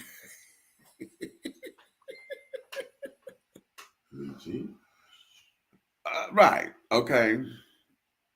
But all of that to say that we have allowed kids, kids have taken certain liberties and they want to step to the parents as if they are entitled to it, as if, a lot of times they feel as though they can take them, especially when you got kids as, working at the school. There was a number of these goddamn kids that thought that they were my size or bigger. Yeah, I like that. That they could take me. Yeah. Oh, you ain't no problem. I could take you easily. I said, ooh. See, them the ones right there? Yeah. Even I'm saying, if anybody know me from my bouncing days in the clubs, right? I have had times where I would clear the club out because of mob action. And I have grabbed what I call a little ninja. And I would snatch him out. And I would see right behind the little ninja, a big ninja, my size or bigger. And I would literally, and they'll tell you this, you can ask all across Georgia, I would throw the little ninja back in the crowd with one hand because I want the big one. Okay. And I grabbed the big one. Okay. And I worked him like he was the little one. Right. But my point is this. I can't get no points for that minnow. That's right. Right. Right. Shark gonna weigh in. Right. Exactly. Wait a minute. This is Rich right here.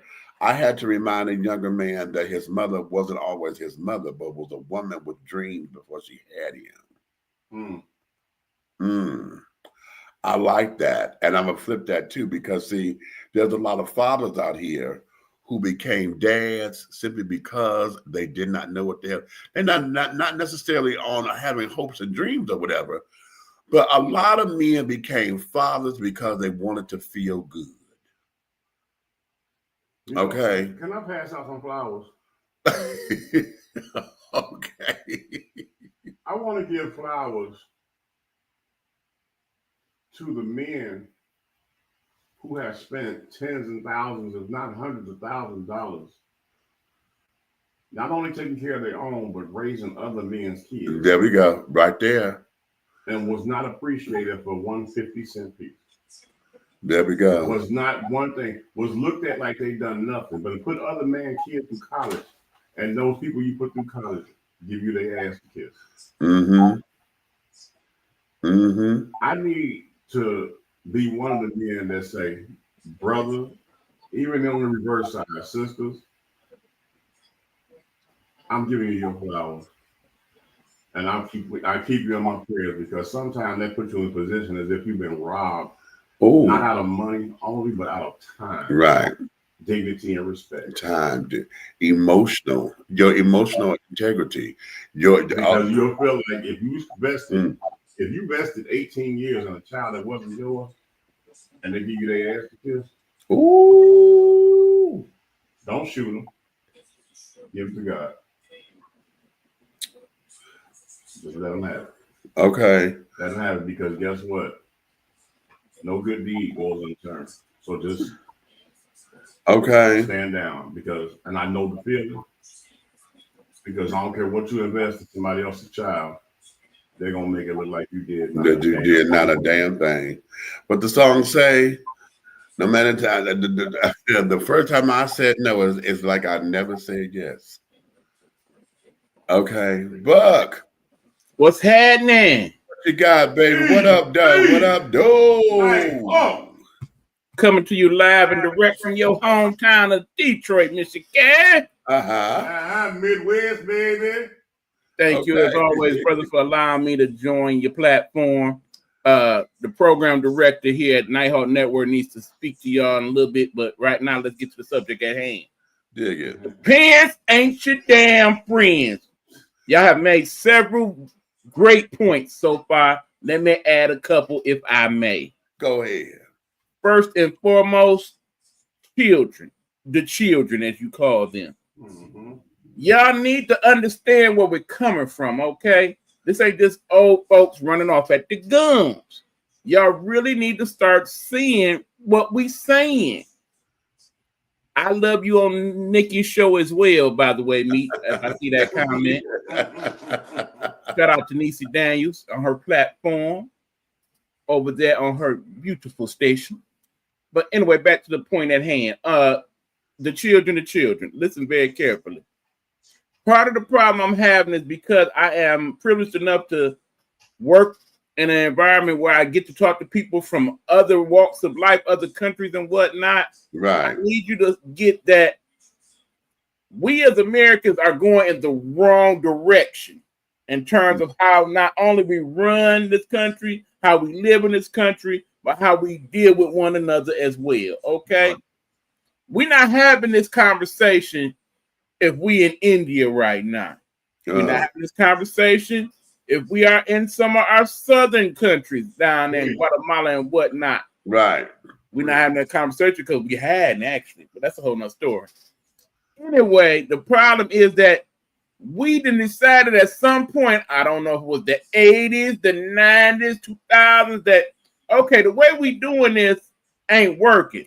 Let's take all the good things that we was doing and throw them out the window, and let's keep all the bad stuff. Right. Let's get rid of whooping the kids. Let's get rid of talking to them mean. Let's get rid of not belittling them in public. Let's get rid of all of that and just allow them to speak to us as if they was us. Now understand part of our problem is that we got parents and y'all some PAPs. On my platform, I call you PAPs. What does that stand for? Punk ass parent. Okay? You're a punk ass parent because, first of all, you became a parent without full knowledge of what that truly means.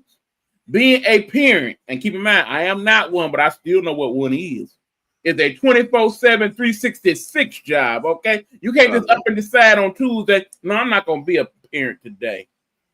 I'm just going to be me. Nope, once you done handled the business and opened the leg and inserted and all of that, and wah, parent for life, okay? Understand that. Parent for life. Life. What that means is that your child is your responsibility. And your main responsibility to that child is to teach them how to be an outstanding adult. As you mentioned earlier, don't be me, be better than me. Because we're supposed to take not only what we learned during these books, but what we did not learn and put both of those in a nice little stew and feed that child. Feed his mind, his body, his soul. Till we get to a point where we say, okay, our job is done. I've taught you right from wrong. I've taught you what was good. I've taught you my mistakes. Now let's see you take that knowledge and run with it. One of the main problems that we had as people growing up was that, yeah, we stayed out of we stayed in a child's place. We did.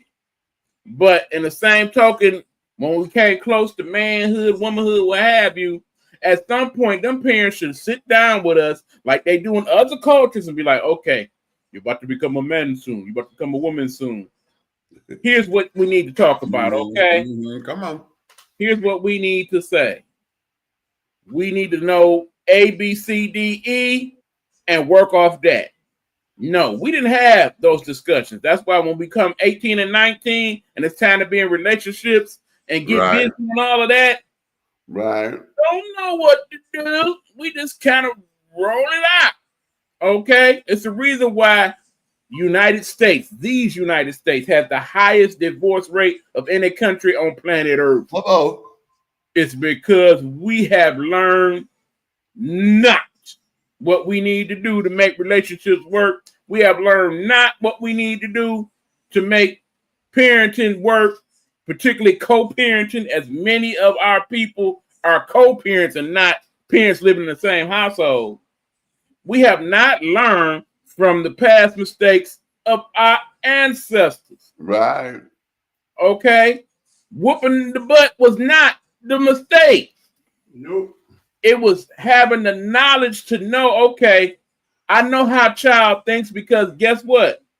At some point in my life, I was a child, okay? Right. That's the difference. That is the key difference. Your child can't sit here and dictate to you because they don't know what it's like to be an adult. But you, on the other hand, know what it's like to be them, okay? They must always have that understanding in your dynamic. I've been where you've been. I remember the day, some hair down there. Okay. I remember the day where it's like, oh, that's why 9 + 9 = 18. I done been through all that, okay? Your child has not been through that. So when it comes to certain situations, and they like, well, mama, you should, mama, my behind, shut up. You don't know. You ain't been alive long enough to know. I don't care how many books you think you read. I don't care how many older friends you got. I don't care how many TikToks you done seen. You don't know. And you ain't gonna know until it's time for you to know. Exactly. All right. So again, I'm now looking at a lot of these situations, not only from we the people standpoint, we the color standpoint, but a we the world standpoint. And like I said, in other cultures, some of the stuff we dealing with, some of the stuff we talking about right now, it don't exist. When you got these problems, you go down there and talk your mess and Hector in them house, and as soon as you get to all that, before you hit the door, good yaya that went upside your head. It's stupid or get outside. What's wrong with you? No. That's true. It ain't happening, okay? Right. And the other main issue is the fact that a lot of these parents, y'all parents, when it's convenient. Ooh. Okay. When it's time for that little orange card to come and get that monthly, that a lot of y'all is selling off. And by the way, that big beautiful bill, that's part of that big beautiful bill. I hope y'all getting it in while you can. When they start requiring ID for your card, so that you can't sell off them stamps like you've been doing, and less money you will be getting, by the way, in that big beautiful bill, I might add. That's gonna be a problem for some of y'all because that's part of your actual income that you got in your budget. Yeah, you're a parent at that time, okay? When it's time for the first of the month, get up, get up, get up. Yeah, you want to be a parent then. When it's time for that income tax and you get that big old tax refund because you done had 5, 6, 7 kids, guess what? They're going to cut some of that too. But in the meanwhile, yeah, you can't wait for tax money day so you can take 80% of that money and spend it on your damn self and buy a bigger TV than the big TV you bought last year, as opposed to spending the majority of that money on what you're supposed to be spending it on. The kids. Again, some of y'all become parents because it's like, well, he done did that in me, and he talking about leaving me alone now. I know what to do. I'm gonna have that dude, baby. And when he get to acting up, like, you won't be able to see man no more. You better not act like that. I got him. You want to see him? You better treat me right. No, no, and no. And for you brothers, okay, it's like, well, I ain't feel like wrapping up that day. Oh, she having a baby? Oh, well, I ain't gonna deal with it. She should have went down to the clinic herself and whatnot. You know, back in the day, that wasn't like that. You at least had to have your half on it back in the day. If you was a decent individual. Now they're like, it's whatever. I mean, the fact that you are a baby daddy and you got 6 and 7 baby mamas, you should be ashamed of your damn self. Okay? Because, yeah. Why should it be? And unless you a Nick Cannon and can afford to have 12 kids and spend quality time with all of them and invest in their future like all of that, I highly suggest that after that second or third one, you probably should have wrapped it up. Well, goddamn it, I must be a junior Nick at night because I took it all, man. So, long story short, good people, they is not your damn friends. They is not your damn cashing cards either. Okay, when you create these children, people understand that they are your responsibility full time. Period. Point blank. And to deal with them properly, you got to let them know it's levels to this. It's just like it is in real life. We all have a boss. Okay. Even Bezos got a boss to a degree, okay? And in the end, in your household, if your child is your friend and you not their boss, and then you like that later on, you're bad. You're bad. You know what? Wait a minute. Rest in charge of rent. But here's the T. If you have not established a boundary, that's not going to do nothing.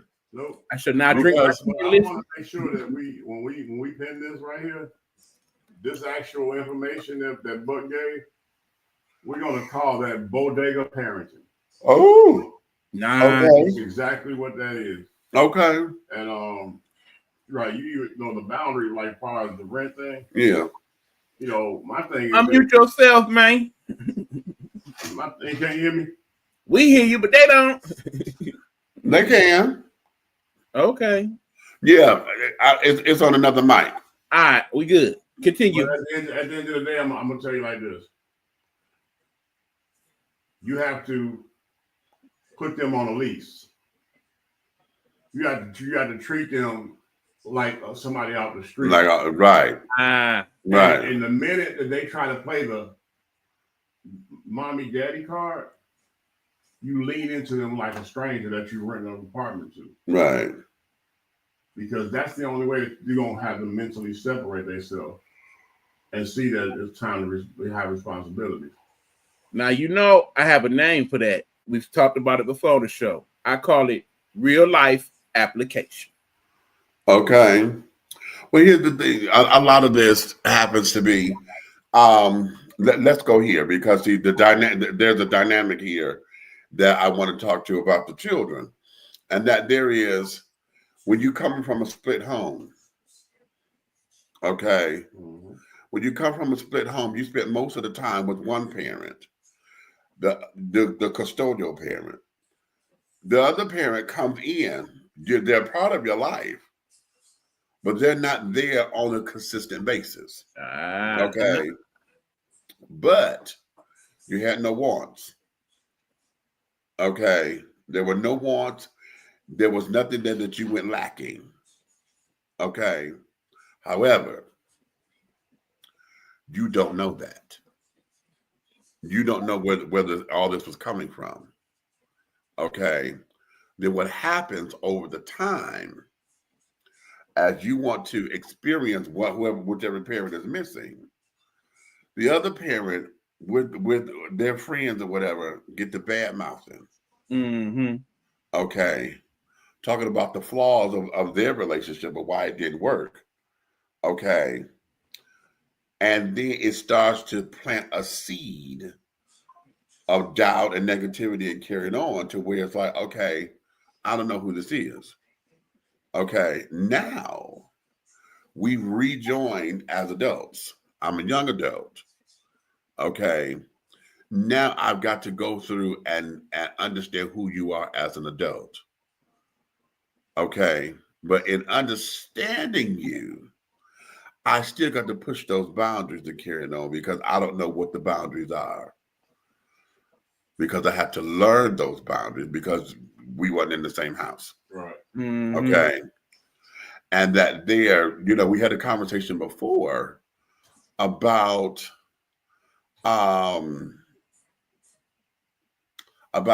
particularly and when the rite of passage where men, it comes that day where a man gonna have to put his foot or his fist in the boy's chest because they get to that point where they want to be a man but don't know what that means and they want to step. Yeah. Women do that with their daughters because the girls get up there and want to act like they a bad bitch. But they're right of passage. These generations now, Yeah. they have made it. As I said, they made it where okay, it used to be, a punch in the chest and get your mind right. Right. Now you gotta literally doggone chop them in the throat. Right. Damn, they have kill them. Yeah.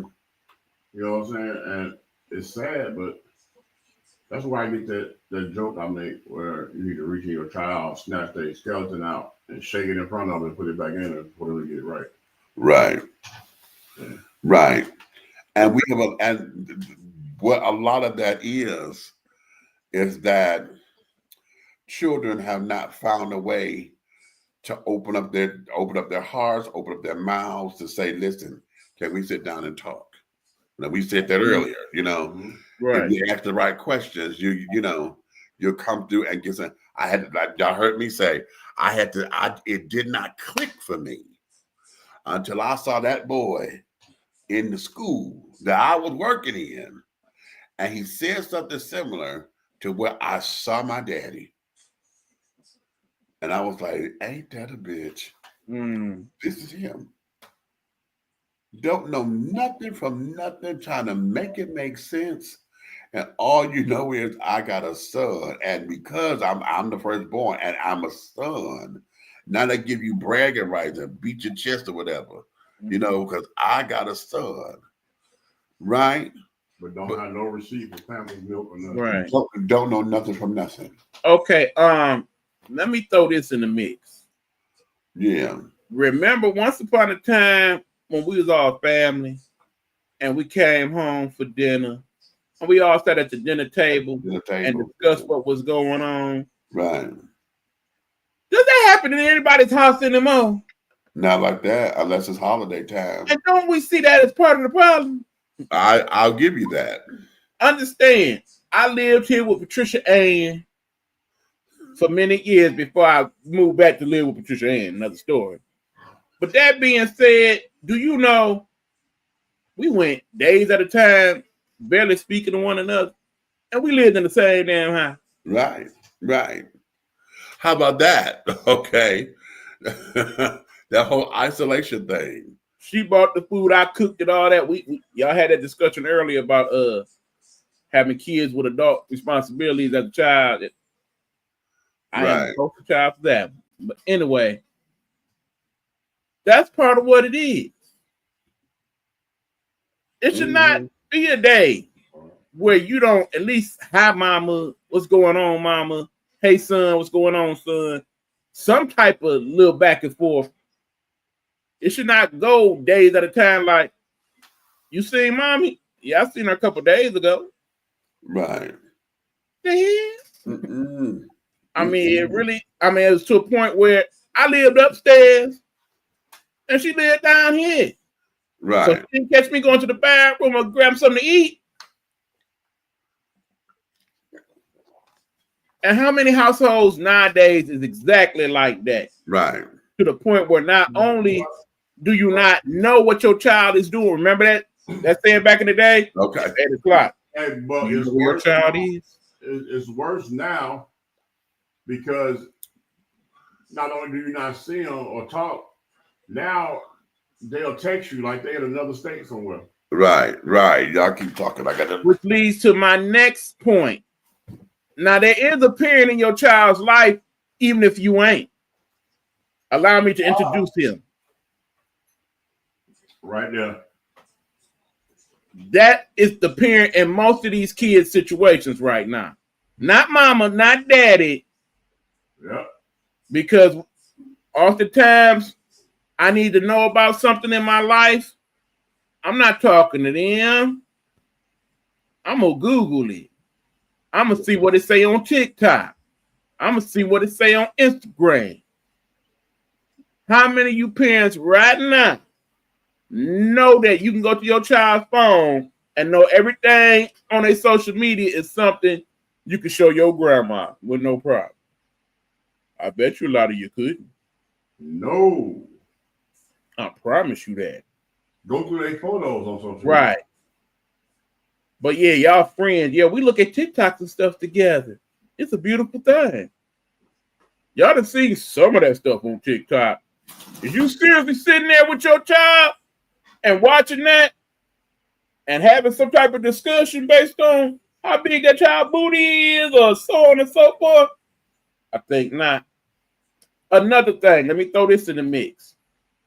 Part of what has thrown us in the scenario, remember that good old thing they used to call the idiot box? Nah. There used to be this thing that we call quality television, where a lot of these shows that we could sit and watch as a family, whether you be white, black, or otherwise, going back to the days of the Waltons and Little House on the Prairie, to the good old 80s with shows like Roseanne, and of course, the timeless classic that has gone by the wayside due to the actions of its creator, The Bill Cosby Show. Mm-hmm. How many of those lessons that we learned as kids from The Cosby Show could be very vital in today's society? Because they still are very much a part of today's lexicon when it comes to hanging out with the wrong friends or teen pregnancy or some of the many issues that The Cosby Show and, of course, its adjacent show, A Different World, discussed in the 80s and 90s. Lessons that you can sit there and watch as a family and then later on say, hey, you know somebody like that? Let's talk about it. Right. Like Tracy said, the Boo too, we had classic TV. And of Yeah. course, yes, some of us still do, because, you know, we'll take the time to watch our TV on DVD or to go on some of those streaming platforms and watch some of those shows, because those shows get more views than some others. Do you know, interesting factoid, by the way, that those people who are seen to be more competent in our age range tend to be people that watch the same show constantly over and over again, like the same episodes of the Big Bang Theory or the Cosby Show or things of that nature. Mm-hmm. It is said that we are more intelligent because we know the endings of these shows and whatnot, the plot lines and whatnot. We are keeping that in our forefront, as opposed to watching the show and we don't have no clue as to what may happen next, or have any idea what the hell it's about. Well, but let's keep it 100. Those shows of our that you're talking about that we watch over and over again always had lessons that we could apply to life. Absolutely, made sense. And what and it could be funny. Like, it's a difference between funny and silly. Right, exactly. It could be funny and not silly. It could be funny and be an education, and it could be silly and something you forget. Right. Exactly. SpongeBob take over. It all went downhill from there. Okay. But see, here's the other thing. With understanding television, see, we watch all that kind of stuff because number one, it's nostalgic, but number two, y'all hear me do this on the show often. I would grab a TV and movie quote.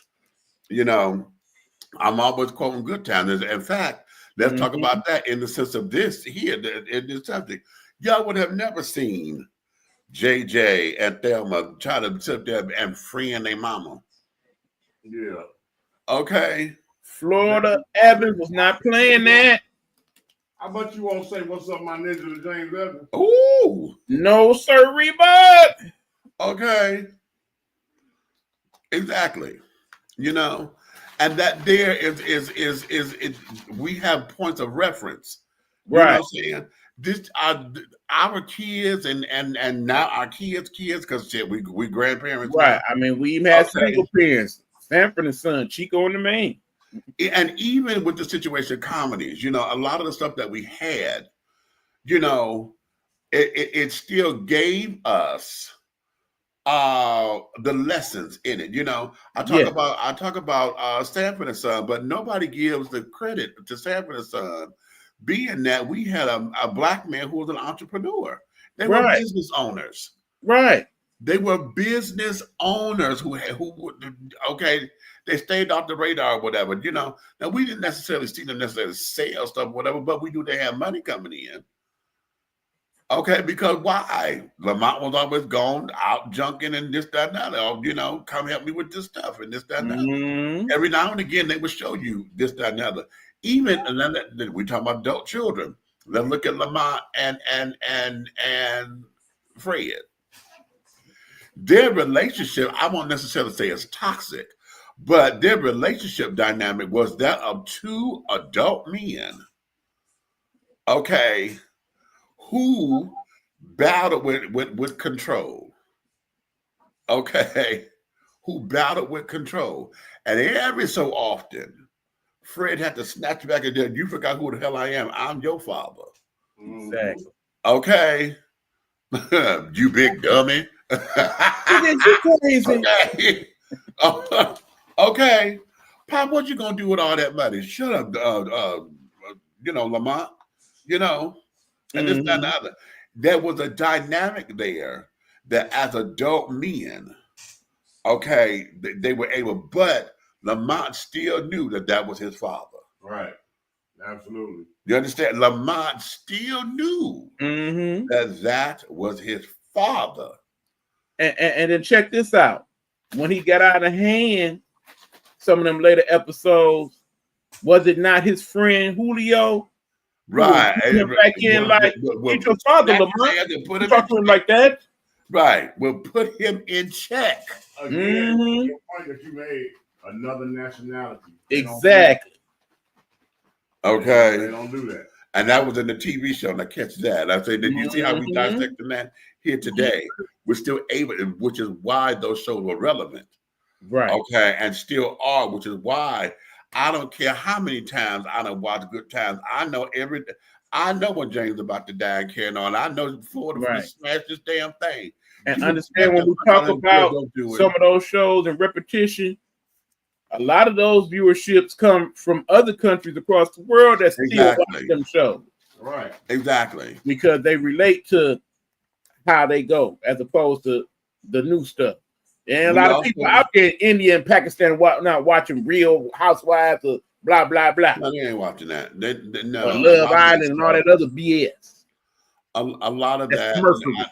one of the things about that is that overseas, the arts are much more appreciated overseas and carried on. Now you will come across something that would take a stab at us or whatever, but that there becomes propaganda because this is what they say is, what's going on in the world or whatever. So they just emulating what are imitating life.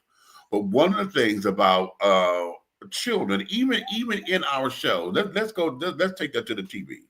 Let's take it to the TV. Because even in our shows, there was still, let's take the Parkers, let's go there. Because it seemed like Nikki Parker and her daughter, what was her name in the show? Okay, Countess Vaughn's character. Yeah, it'll come to me. They sit up there and act like they were girlfriends for a minute. But, and this hip hop generation, Nikki Parker knew how to snatch the little bitch. Okay. And get her right and would tell her, okay, you don't step when you forgot who I am. But mom, I just want a party. Okay, right.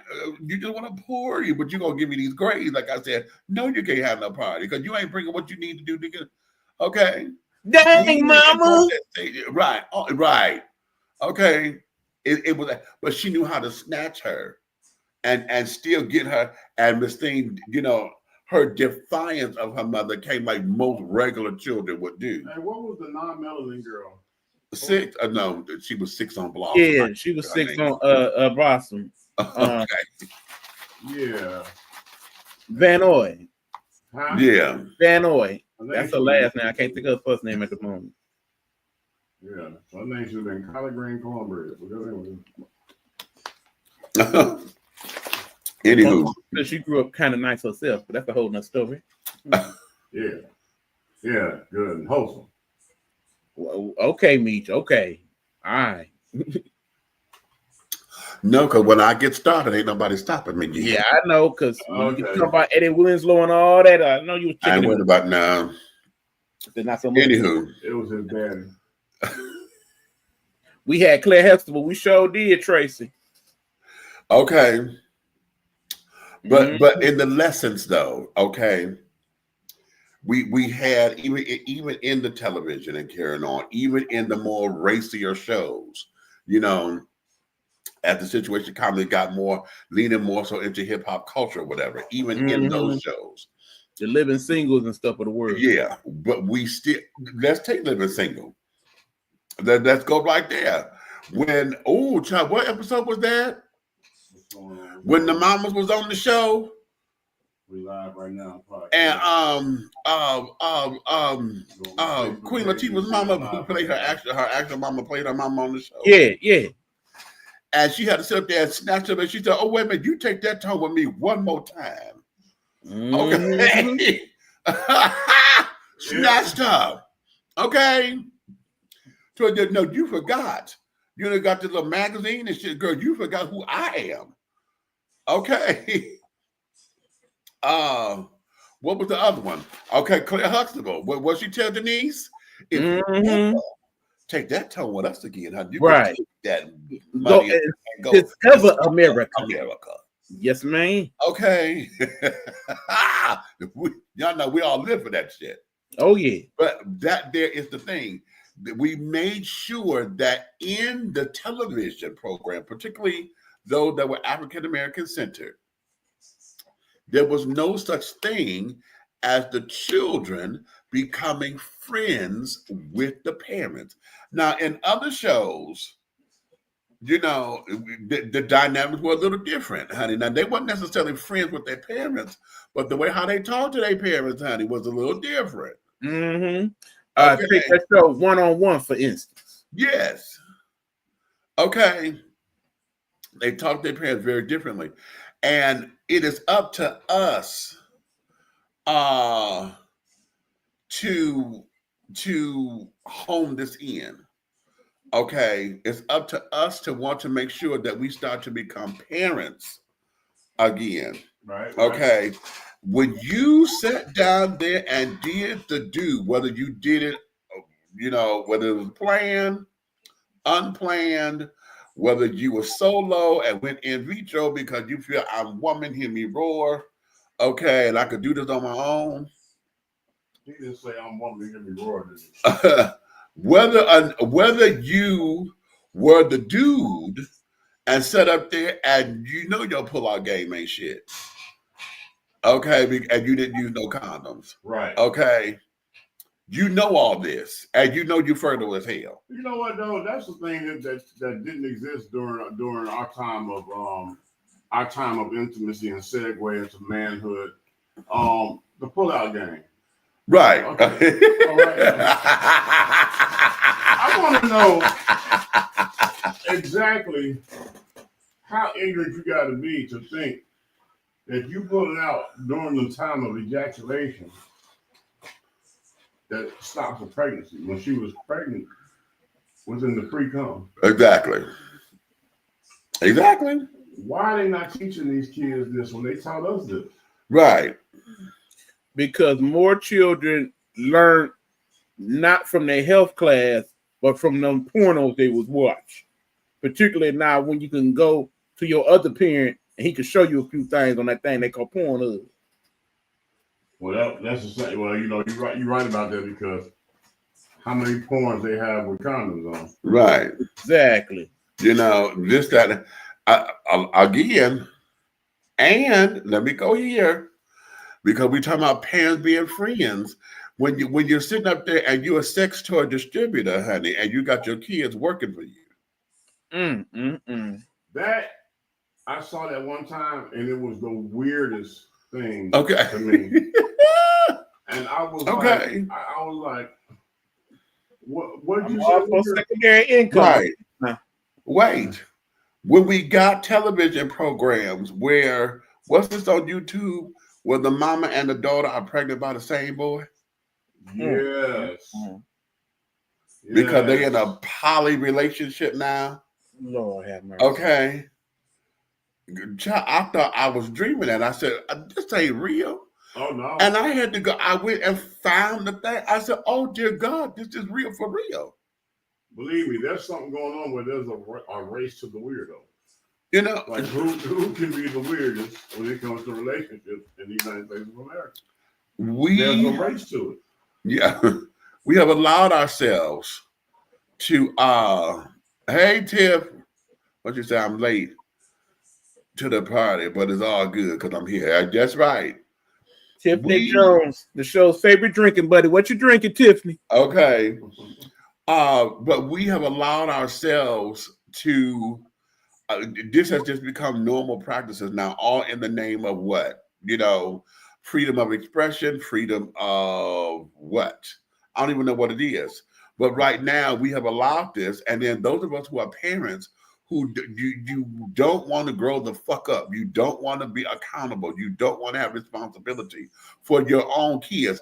What was the girl, the thing that went viral was she stood up there and got all set, well, she had 6 or 7 kids, and they came and took them from her, and she owned the thing, smoking her weed parties, coming like, oh God, they came and got these little motherfuckers.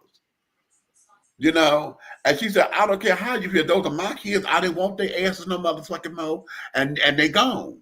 By the way, you are in the studio of right radio where we are filming podcast this week. Big meets, and so let me also add, whatever you hear is what you hear. If you're not sure what you should be doing as a parent, there's help out there for you. Don't be afraid to go ask for some help. Yeah, there may not be a parenting book, but there are programs. Absolutely. That will guide you. But let's break that down. We know there are programs out there that will help guide you. But again, a lot of folks don't want to be parents.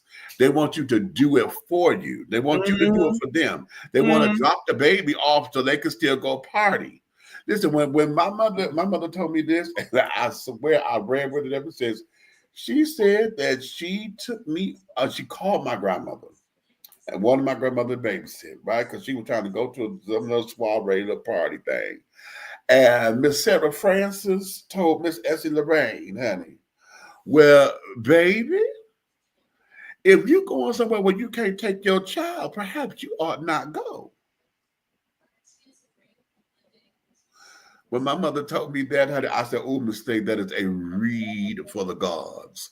Okay, that is a read It was for the gods. my thing is this. Hey. It was at that moment you could have took the educational highway or the disrespectful one. Okay. Either way it go, you was gonna end up at home with your baby. Or no, I'm gonna tell you what Miss Defiant Essie Lorraine did. A girlfriend packed me up and took me to that damn party. Okay, but now here's the flaw. Here is the flaw, because she thought she was doing right? But since nobody going, I'll take my baby.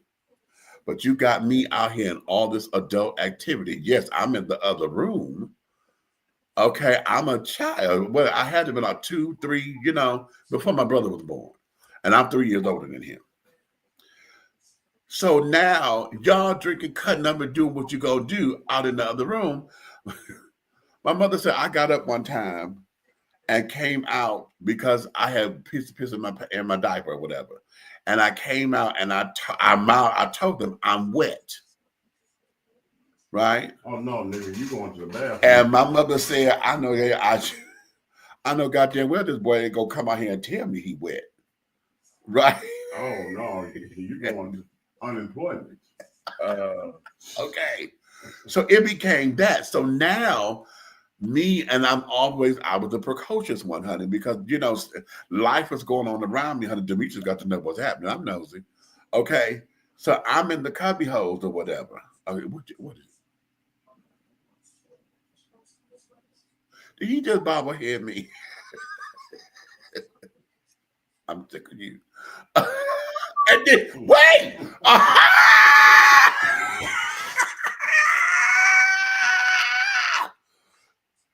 Wait!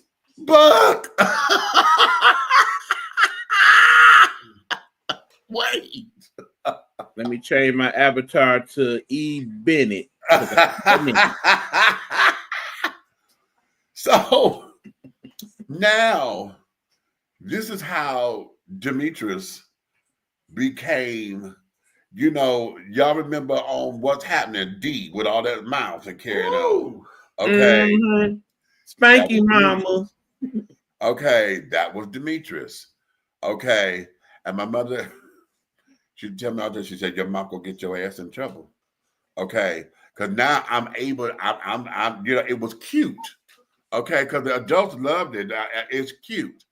All right. And I remember doing this. We were in the car, and the guy who was driving, I really didn't care for him. I didn't like him at all. But somebody was trying to date him. One of my mama's friends was dating him or whatever. And so everything he did was wrong. Right? The light changed. You know how the light changed on there? And I remember this specifically. The light changed, and you got to take your foot off the brake and hit the accelerator in order for the car to move. But we didn't move fast enough for me. So what did Demetrius say? The light is green. Right? And of course, the lady started, oh, that's so cute. He getting on you when I move the car. My mama tore my ass up when I got home. Okay. Notice how I'm doing this. Right. Okay. Right. No, I was a little too young. Pat's first reaction would have been to break me off a couple Serenas right quick in the back seat. That came later. Okay, when you were backed up in the mouth. I was told, What? That your mouth was gonna get you in trouble. And I never got to the situation where I got slapped in the mouth for saying something out of pocket. But then one day my mother walked in on me and my significant other, and I got in trouble. So my mouth did get me in trouble. Yeah, it was. So I guess that did work. Did I say something wrong? You guys are sensitive. Alrighty then. Next question. Look, you know what? This motherfucker here. Okay. I would usually say at this time, but it's not. Yeah, that's right. I forgot. My big brother told me to tell you, Nikki, he doing it again. Right, okay. Nikki. And this, that, and the third. Okay. Okay, Y'all too sensitive. Ain't nobody sensitive to that. I keep telling y'all, see, I have to do this because if I get started. But it's okay. It was okay for me to say that because you're allergic to fish. So it's like there's a difference. I'm allergic to shellfish, thank you. Okay. Well, you're allergic to anything swimming for 28 days. Well, okay. yes. Well, that's him. You call me Aquaman. Anyway, look. That's my dog right there. Okay. Listen, okay, you know Child what? Okay, this is starting to take a It's turn. almost time to be over. You know what? Yeah. Because if I see, this is what the heterosexuals get on my damn nerves. You're outnumbered. I am outnumbered, but We're not going to the meat market tonight. Shit. Okay, that's a motherfucking lie. There's a shortage on post. I can still take chicken. Now we want to turn this to the After Dark edition. Okay. Don't make me go get the road. And some peanut butter. Uh-huh. Oh, which reminds me, I still got to go to the store. I still ain't got my peanut We butter got to bring back the After Dark edition one of these days. Oh, child, you know what? It'll be soon, honey. Mm-hmm. It will be soon. Everybody. Okay. And now who's running? Now he talking about don't invite him. He gonna start the shit, but did don't want to be invited. Ain't that a mother? You know you had some of the best episodes. Quit playing. You know what? Anywho. I don't remember. You don't recall? Okay. Okay, right, Senator. okay, Oliver North. Okay, Anywho, nonetheless, let's reel it on in because Talk to your children, okay? But talk to them like you in charge, not like y'all boys. Your baby ain't your friend. Your baby ain't your partner. Okay, but at the same time, children,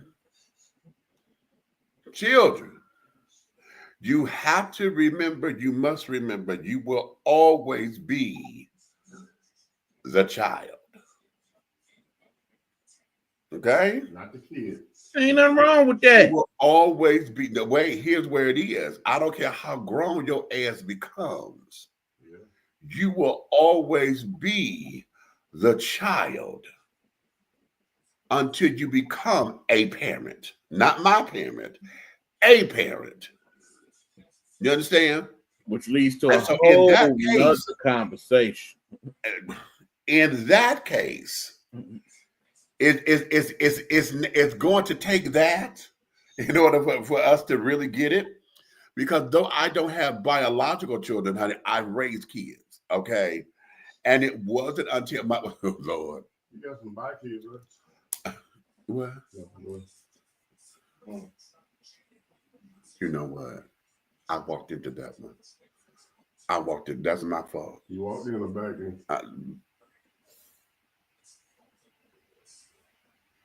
Damn. I know.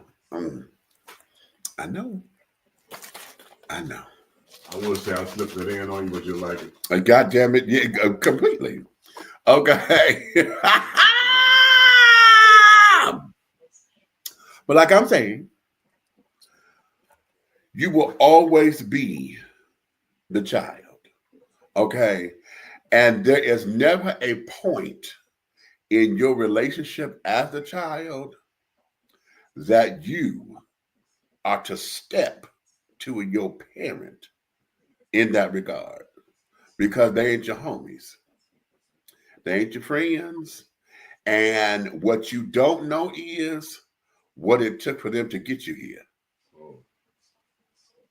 Whether or not you agree, because like I said, I was with my father and I lived in the same house up until I was 9. Okay, 8.5, 9. That's when the marriage went bad. Mom and daddy broke up and just another d. After that, my father and I, we have not lived in the same household since. Okay. So because of that, I have my own preconceived notions and my angers and carrying on. I am very grateful that my mother never bad talked my dad in front of us. Okay. And that be one of the major problems in America today. She never bad talked my dad. Now, menfolk, y'all are horrible at this. Y'all will bitch her out. She all kinds of bitches. She all kind of hoes. She all kind of, and it's that man shit. Okay. That bitch crazy. Oh, that bitch, but fuck that bitch. It's always that. Okay. In front of your boys, in front of your daughters, in front of your friends, especially then because quick to cuss somebody out in front of your child, but don't feel you can be man enough to cry in front of them. Wait. Because what you just said, there's a lot of truth in it. But you got to remember, and you know this, there are intellectual stages to that. Break it down. Because men of certain caliber don't do that. I get it. But a majority of them do it because those are the ones that went past the school and not in the school. Boom. You know what I'm saying? Boom. Those are the ones that thought a higher education was being an overachiever because the white man taught you that, teaching you to be a dummy. Right. You see everybody succeeding on social media. Right. Because you want to be an influencer now. Yeah.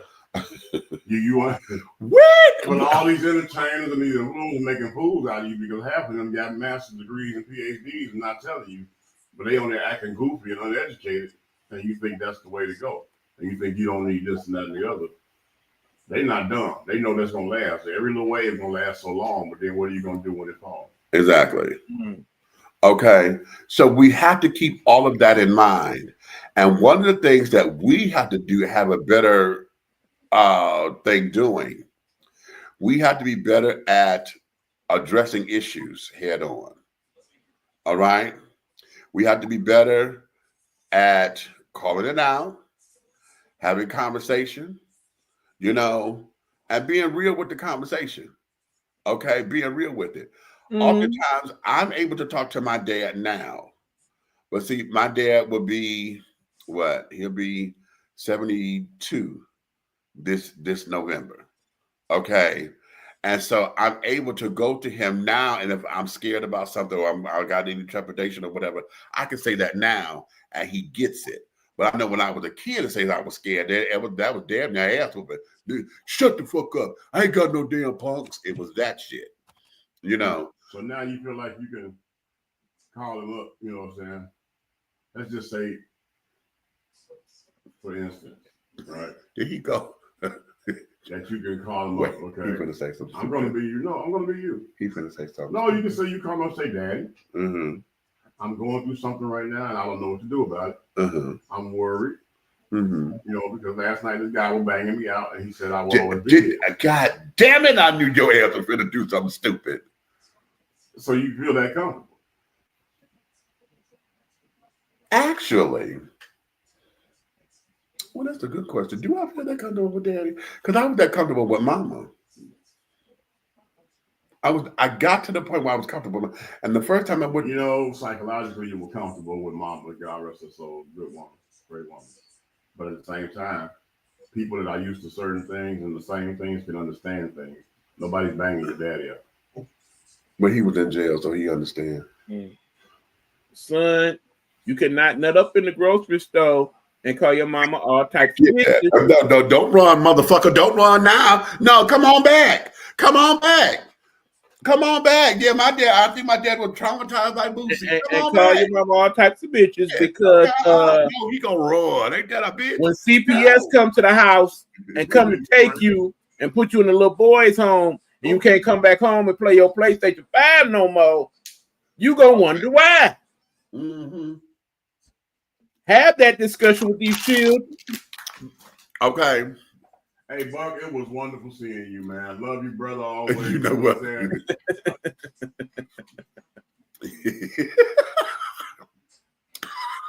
He just changed the subject. Tracy, you already know. You know what? See, this is not your first rodeo. I get started. See, then y'all gonna want to run and come up with all kinds of bullshit to say, and Now he flashed the light. Okay. That's when the show goes. Okay. Okay. But nonetheless, I got to a point now to where with my dad, we can really sit down and if I need to talk to him, I can. All right.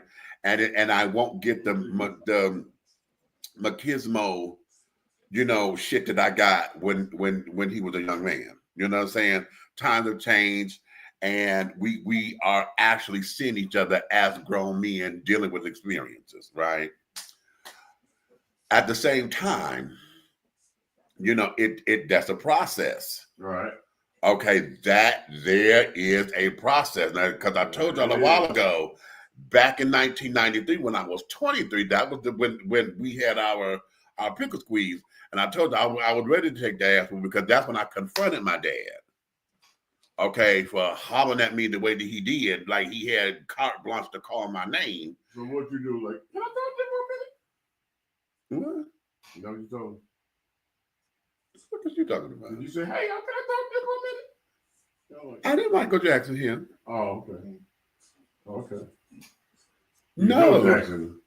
That wasn't no motherfucking Michael Jackson bullshit. That motherfucker called my name the way he did, like he had some kind of authority on me. Oh, you did the Eddie Murphy. You swallowed like. And I turned, and because my next, I was like, who in the fuck are you calling like that?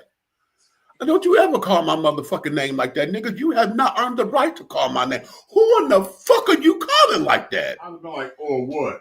Oh, what? And that. I balled my fist up and I said, this is, and I had to tell myself, this is your daddy. And I said, hey. And that's when we walked to the back of the alley. And that was when I just dumped on him and I didn't give a fuck. And he was, he started crying and shit because he was drunk. He cried and he wanted to give me a hug. And I threw him off and I said, no, don't touch me, motherfucker. Don't touch me. But then you was crying like a girl. No, I wasn't crying. Don't touch me.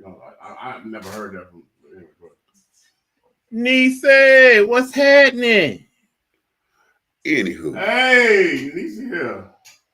Okay. Hey, Nick. Okay, hey, baby. What's happening? What's happening? She's watching us on LinkedIn. How about that? Mm-hmm. Okay. Next week the verdict come out, Niece. I've been keeping up with the show. If you want a non-celebrity to weigh in, I'm available. Okay. So, and that was that. But then it was in that conversation that I actually heard his story, and I heard him and what the difficulties that he had growing up or whatever. And then I started to hear some of my similarities with him, and I still at that time did not want to acknowledge the fact that, damn, I guess I am like him in a certain way. I didn't want to acknowledge that came later. Okay. That came later when I had to accept the fact that I don't care what this is still my daddy and his DNA is a part of me. God damn it. But didn't I say earlier in the show how it is when things are one-sided? One-sided, yeah. You're growing up one side, so your brain has been washed of all the good. And now you got this one-sided trash going on that ain't even real. It's right. For me, I had good moments that came up because I got memories. And being the firstborn, I had what my siblings didn't have. Okay. So with me trying to be the peacemaker and trying to get daddy to come and see the kids and this, that, and the other, because I knew you were able to convey some of that. Right. And that there was what I was holding on to. And I know. And that is the problem with one of them. And that was me trying to forge my family because I still wanted to be the after school special where at the end of the day, 4, 5, 6, 7, 8, 9, 10, 11, 12, right. I wanted to be that to where at the end of the day, the family was still a family. Daddy was still a part, even if the parents were divorced and carrying on. But I still wanted that kind of thing. But I had to accept the fact. I'm not in the struggle and fight I had with that same spirit. Right. Trying to raise a stepchild that was trying to push me out and bring the biological trash piece of caca Doodle. Ooh. Okay, let me ask this right quick. Understand, even in this day and age, it still takes a village to raise a child, correct? Correct, supposedly. So how much of the problem comes from the village? The village is no longer. Because you go to your house with your single parent and everything is everything, but then you go to school and you talk to your peers and they discuss what go on in their household and how they deal with their mama and them. Right. Then you come home thinking, oh, that's the way to go. Ooh. Look at mama, you Let me give you an example of that. And my brother had to learn this. This is my brother's story. Okay. Now, mind you, I'm 6'4". Okay.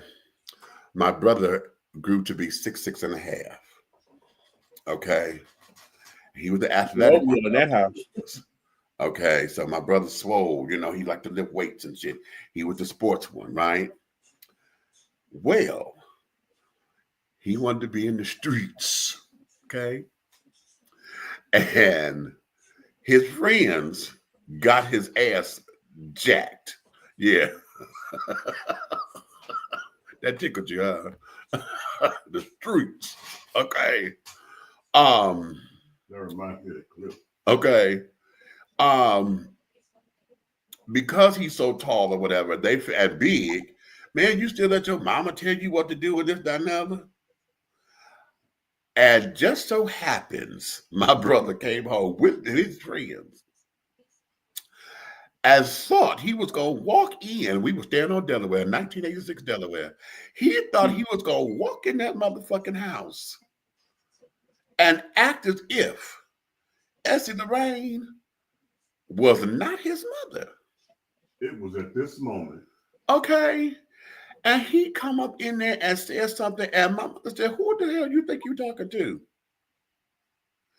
And he said, I'm talking to you. And the next thing you know, my mother's 6 feet. She took this 6'6" motherfucker and grabbed him by his throat and hemmed him up on the fucking wall. The power of parenting. In front of his friends. And she told him, if you ever walk in this house and think that you're going to talk to me like that again, you got another thing coming. Because the next time I'm going to squeeze, I'll crush your motherfucking throat. Sent my brother to the basement. He hid for a week in the basement. Because he had never made my mother that mad. But it was his friends had a different tune. It's like, oh no, we can't fuck with your mama. You got it. Now, what you said about the village, when the village has become the villain, the village is the villain now. It used to be where everybody looked after the kids. Y'all heard, we said this on the show all the time. Listen, the streets were the streets, okay? But it was organized crime. They didn't recruit if you were not. They wanted you to be better than that. Hell, it's in the Mac, it's in all the dope movies. You go get your education. No, Goldie, I want to be like you. No, you want to be better than me. Right. It was always that.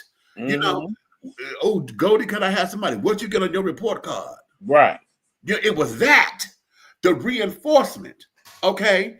That is what we lost all of that when the crack came into the world. Now the man run this package. Right. Okay. Because now it was quick money. We know the kids ain't gonna go down for no time or whatever. They don't know what the hell they doing. They just doing what you know, Mr. Smith and Mr. Joseph said do. So it's an even exchange, right? They made a little money, little hustle. Let me show you how to get your hustle on, player. You know, no man, what's up, man? It's all of that. Okay. So now you can't. I don't want you over there. Don't you go outside no more. You know, mama got to work, and she working 2 jobs. You ain't supposed to be outside, but what you do, you done got enticed because all you trying to do is make a little money because you can't get the shoes because mama said we can't afford the shoes. Okay, so now what? So now, when the village was supposed to be making sure didn't nobody come kick in the damn door, because Miss Smith or Mr. Jones had mama's work number, okay, that we stopped that. We don't even know our neighbors. Listen, I've been living in my apartment complex for 17 years. I can't tell you who live over there outside of Miss Kelly and Amy that live above me. I can't tell you the names of these folks over here. Why? Because no, we have got to the point now we don't want nobody in our business. We don't want, and God help us, honey. You don't touch my child. I know we come from the era where shit, if you did something wrong, honey, everybody beat your ass. And then you got another ass whooping when your parents got home, because if you came from a 2-parent household, your mama beat your ass because you got an embarrassed the family. Okay. And you want a cold? Yeah. Okay. And then if you lived in a 2-parent household, your daddy came home and you got your ass whipped by your daddy because this shouldn't have got to me. Okay. And then to add on to it, once all that happened, then they called grandma a phone call for you, and then grandma put it in it. Why you do that, baby? Right. You know you was wrong, baby. And all the time that hurt more than the butt whooping. Oh God, well didn't that when your grandmama had to come and tell you was wrong, and I'm disappointed. I'm so disappointed in you. Oh God, those were nice, baby. Oh my God, they just cut so deep. Grandma. I'm so disappointed in you. Oh my God, wait a minute, Jesus. Oh Lord have mercy. No, that's nowhere near cute. But that's part of what it is. Okay. Now, transversely, think about today. Right, when we can't. With our third parent, and you go on TikTok, and some of the most viewed videos be them videos where watch this kid cuss out the mama. Either the mama, the kids cussing out their mamas, or they fighting with their mamas. What was the one? Wait a minute, the one where the boys and stuff jumped on the grandmama. Baby, I tried to jump through the screen on that one. I wanted to kick them kids' ass, and what it was the granddaughter. No, it was the daughter. She fighting the mama, and the mama was tagging her back, and then her kids jumped in, talking about, you don't be hitting my mama. And slammed them grandmama. I said, what the fuck is this? Baby, I lost my mind. Okay. It's called respect, and it's gone. And it's always gone. We lost that a long time ago because that's why grandma tried to reason with us work, Tracy, because back then we respected grandma. It's hard to respect grandma when grandma ain't but 38 her damn self. And out twerking. Okay, was she out there twerking, trying to twerk with a 15-year-old granddaughter? That I still got it. Okay. And just no, and then not so, and it's not so much that she able to twerk. The thing of it is that bitch, you doing this in front of kids. You're not at the adult party. Listen, in the 70s, I remember, child, and I've told y'all this story before. What was the song that was the hot little song? Was it The Freak? Is that what had just come out? Freak Out. No. It was Freak Out and wait, was it not Push in the Bush? Yeah, it might have been that one too. Oh, not Push in the Bush. Push in the Bush, baby. Listen. Oh, suck it now. The adults, they kicked us out the house. Do you hear me? My mother kicked all 8 of us out the house. It was 4 and 4 because we were all living in the same house. Desiree and her 3, me, they kicked us out the motherfucking house and locked the door because they wanted to have a little dance party. Right? My stupid ass, I'm sitting up there, I'm at the window because they left the window open, but they closed the curtains. Angela, I want to do something freaky to you. But we got put out the house so that they could do their little party dance, the freak dance, and carrying on that they were doing. Don't come down this basement. Not the red parties and the blue light parties, okay? Yeah, when the blue light came on, you know what time it was. It was. Okay. So when we did all that time, that's what that was for us, But we don't have that anymore because the number one, times have changed. Number two, we're the grandparents. Mm. Okay, we are the grandparents. We are the elders, exactly. So now this is our generation now. Okay, that's going through whatever we're going through. Okay, and having to tell our stories. Okay, understanding what it is to be a parent, what it means to be an absentee parent. Because it wasn't like, and I say absentee because I wasn't living in the same house with you. Okay, I've always provided for you. There was no lacking anything, but I wasn't in the house. Okay, so that made the dynamics different. Right. Because now if I'm not there to give you some sense of balance, okay, then all you have is what everybody else is talking about. I'm a Spitfire, or what? I'm a poppy in here and there, and that doesn't give you the time to settle the roots. So along with that comes everything else that does. You got negativity here, you got positivity here, but it's not as loud as the negativity. You know what I'm saying? But then you got, when it all comes together, it's like, oh, wait a minute. Oh, I didn't know that. Oh, I didn't know this. And then now I got to reconstruct my mind. I had to do that with my daddy. Mm.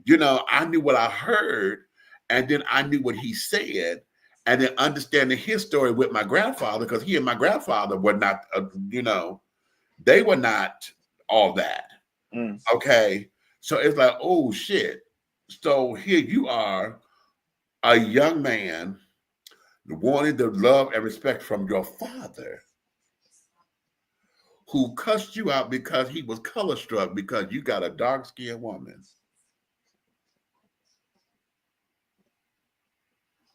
Which means that in the eyes of your father, you're a failure. You understand? Do you understand how heavy that is on a man? That's deep. That my own daddy sees me as a fucking failure? Do you realize how heavy that is? Now I work in my life to prove to you I'm not what you say I am. All right?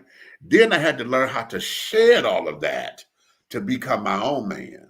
So a lot of that abusive shit that he was going through with my mama, it wasn't necessarily him lashing out at mama that I get this now. Okay? It was him lashing out at the system. It's just that mama was there because he's the head of the house, and what I say goes, and this, that, and another. Plus, watching my grandfather, I'm sure he whooped on my grandmother because that's what men do. They're from that generation. It's all of that. And so now we grew up, and now for us, we have done the my kids and my friends thing 2.0, and then our kids that did a 3.5 because of social media. We right, because I don't that right. Shit. Okay, it makes no sense to me that suddenly now in the lives of our children, we want to be in the island of relevancy. We want to be seen as the cool parent. Right. Right. My child, we relate because we understand one another. When that should never be the case. Okay. Your child's supposed to be working to become you, not the other way around. Oh, wait a minute. The child should be working to become you, not the other way around. You becoming the child. You just dropped the ball, baby. If you, I think the kids say I just clocked that T. I think that's what that's called. That's the end of the damn show. Fuck it. We can't do nothing else with that. Okay. Well, that's it. We can't do nothing else with that because that right there is it. And in that, like I said earlier, we always want the child to be better than the parent. Isn't that what the spiritual growth supposed to be? Right. As it turns, everything that we grasp from our ancestors forward we're supposed to turn over to them. Right. Everything they grab from us, they turn over to the next. To the next, so right. What they take from you or what you took from them, added with your own personality, right, makes you your own person. Right. So the same thing is to go with them. Not them doggone thinking they like, how the hell, nigga, you just got here. Right. I've been your age. You ain't never been mine. You ain't never been mine. Right. Let us think of the great Michael Jackson, who died this week 16 years ago. Right. It's been 16 years. One of the major things that we saw in his life was that he was never allowed the opportunity to be a child. Right. That he grew up in an adult world as a child. And from that point on, some of the things that went on in his life was that. In the end, people, it's two levels, okay? It's adulthood, it's childhood. When it's this, that ain't gonna work. Oh, now how about that? And it's not to say that we're supposed to not be in touch with that inner child. Right. Because we all have been. We know how to prioritize it. Absolutely. We have to prioritize it because the inner child is still there to give us a relief. That's how when you get into your hobby. That's for those who still like to color or draw, whatever your hobby is. Okay, if you like watching cartoons and being a little silly, that there is to break the monotony. But you also, but shit done and take care of business. Time to take care of business. You know, we got time for all this pussyfooting around and this, that, and the other. Time to take care of business. You know. And a lot of times that there is lost in the translation because we so busy talking about the hustle and the grind to where we have no purpose for it outside of the superficial. Okay, and try to get them on some superficial shit, and then it just fucks up the whole game. As so the like great G.I. Joe once said, "No one's half the battle." See. So on that note, ladies and gentlemen, listen, we're going to let you guys get into your Friday evening. It's raining here in Georgia, honey. So if y'all trying to go out, y'all be careful and be safe. For those of you in other parts of the country and other parts of the world, honey, we love you, we thank you. But I'm telling you right now, you may finish all of your crumpets, my darling, because the tea has been dished. And you've been dishing tea, darling. With Big Meat and the Minister Lavelle, honey, the big guy ally over there. And from the family right here, this is our family, honey, from our brother station over there, the Nighthawk Network, honey. Okay, that there is the DJ E-Buck, honey. Y'all can listen to him over here on WTEA Radio and over there on WAHR Radio. New episodes coming soon. Nighthawk Network Radio will be back next month, good people. All right. So having said all that, darling, listen, if you love us like you do, honey, tell your family, tell your friends, tell everybody to come over here and like, subscribe, to share on whichever platform you're watching us on, or go to all of them, honey, Facebook, LinkedIn, YouTube, okay? But if you hate us, if you hate what I said, you don't like the fact that I talk about dick and ass and carrying on as a gay man, or whatever the case may be, if you hate it, you could tell all of your motherfucking enemies to come over here, like, subscribe, and to share. Because I want you to understand one important thing, honey, that everything that we do over here, honey, at 3 the Hard Way, the syndicate, I like saying.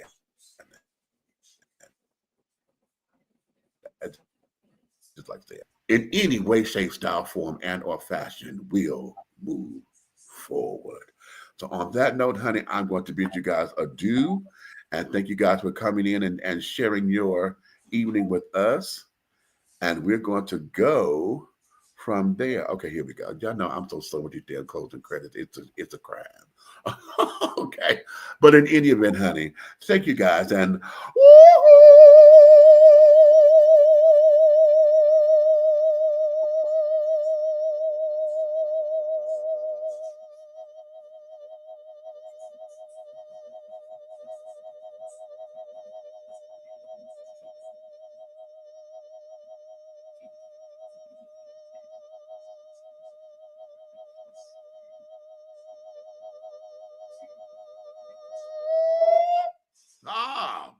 and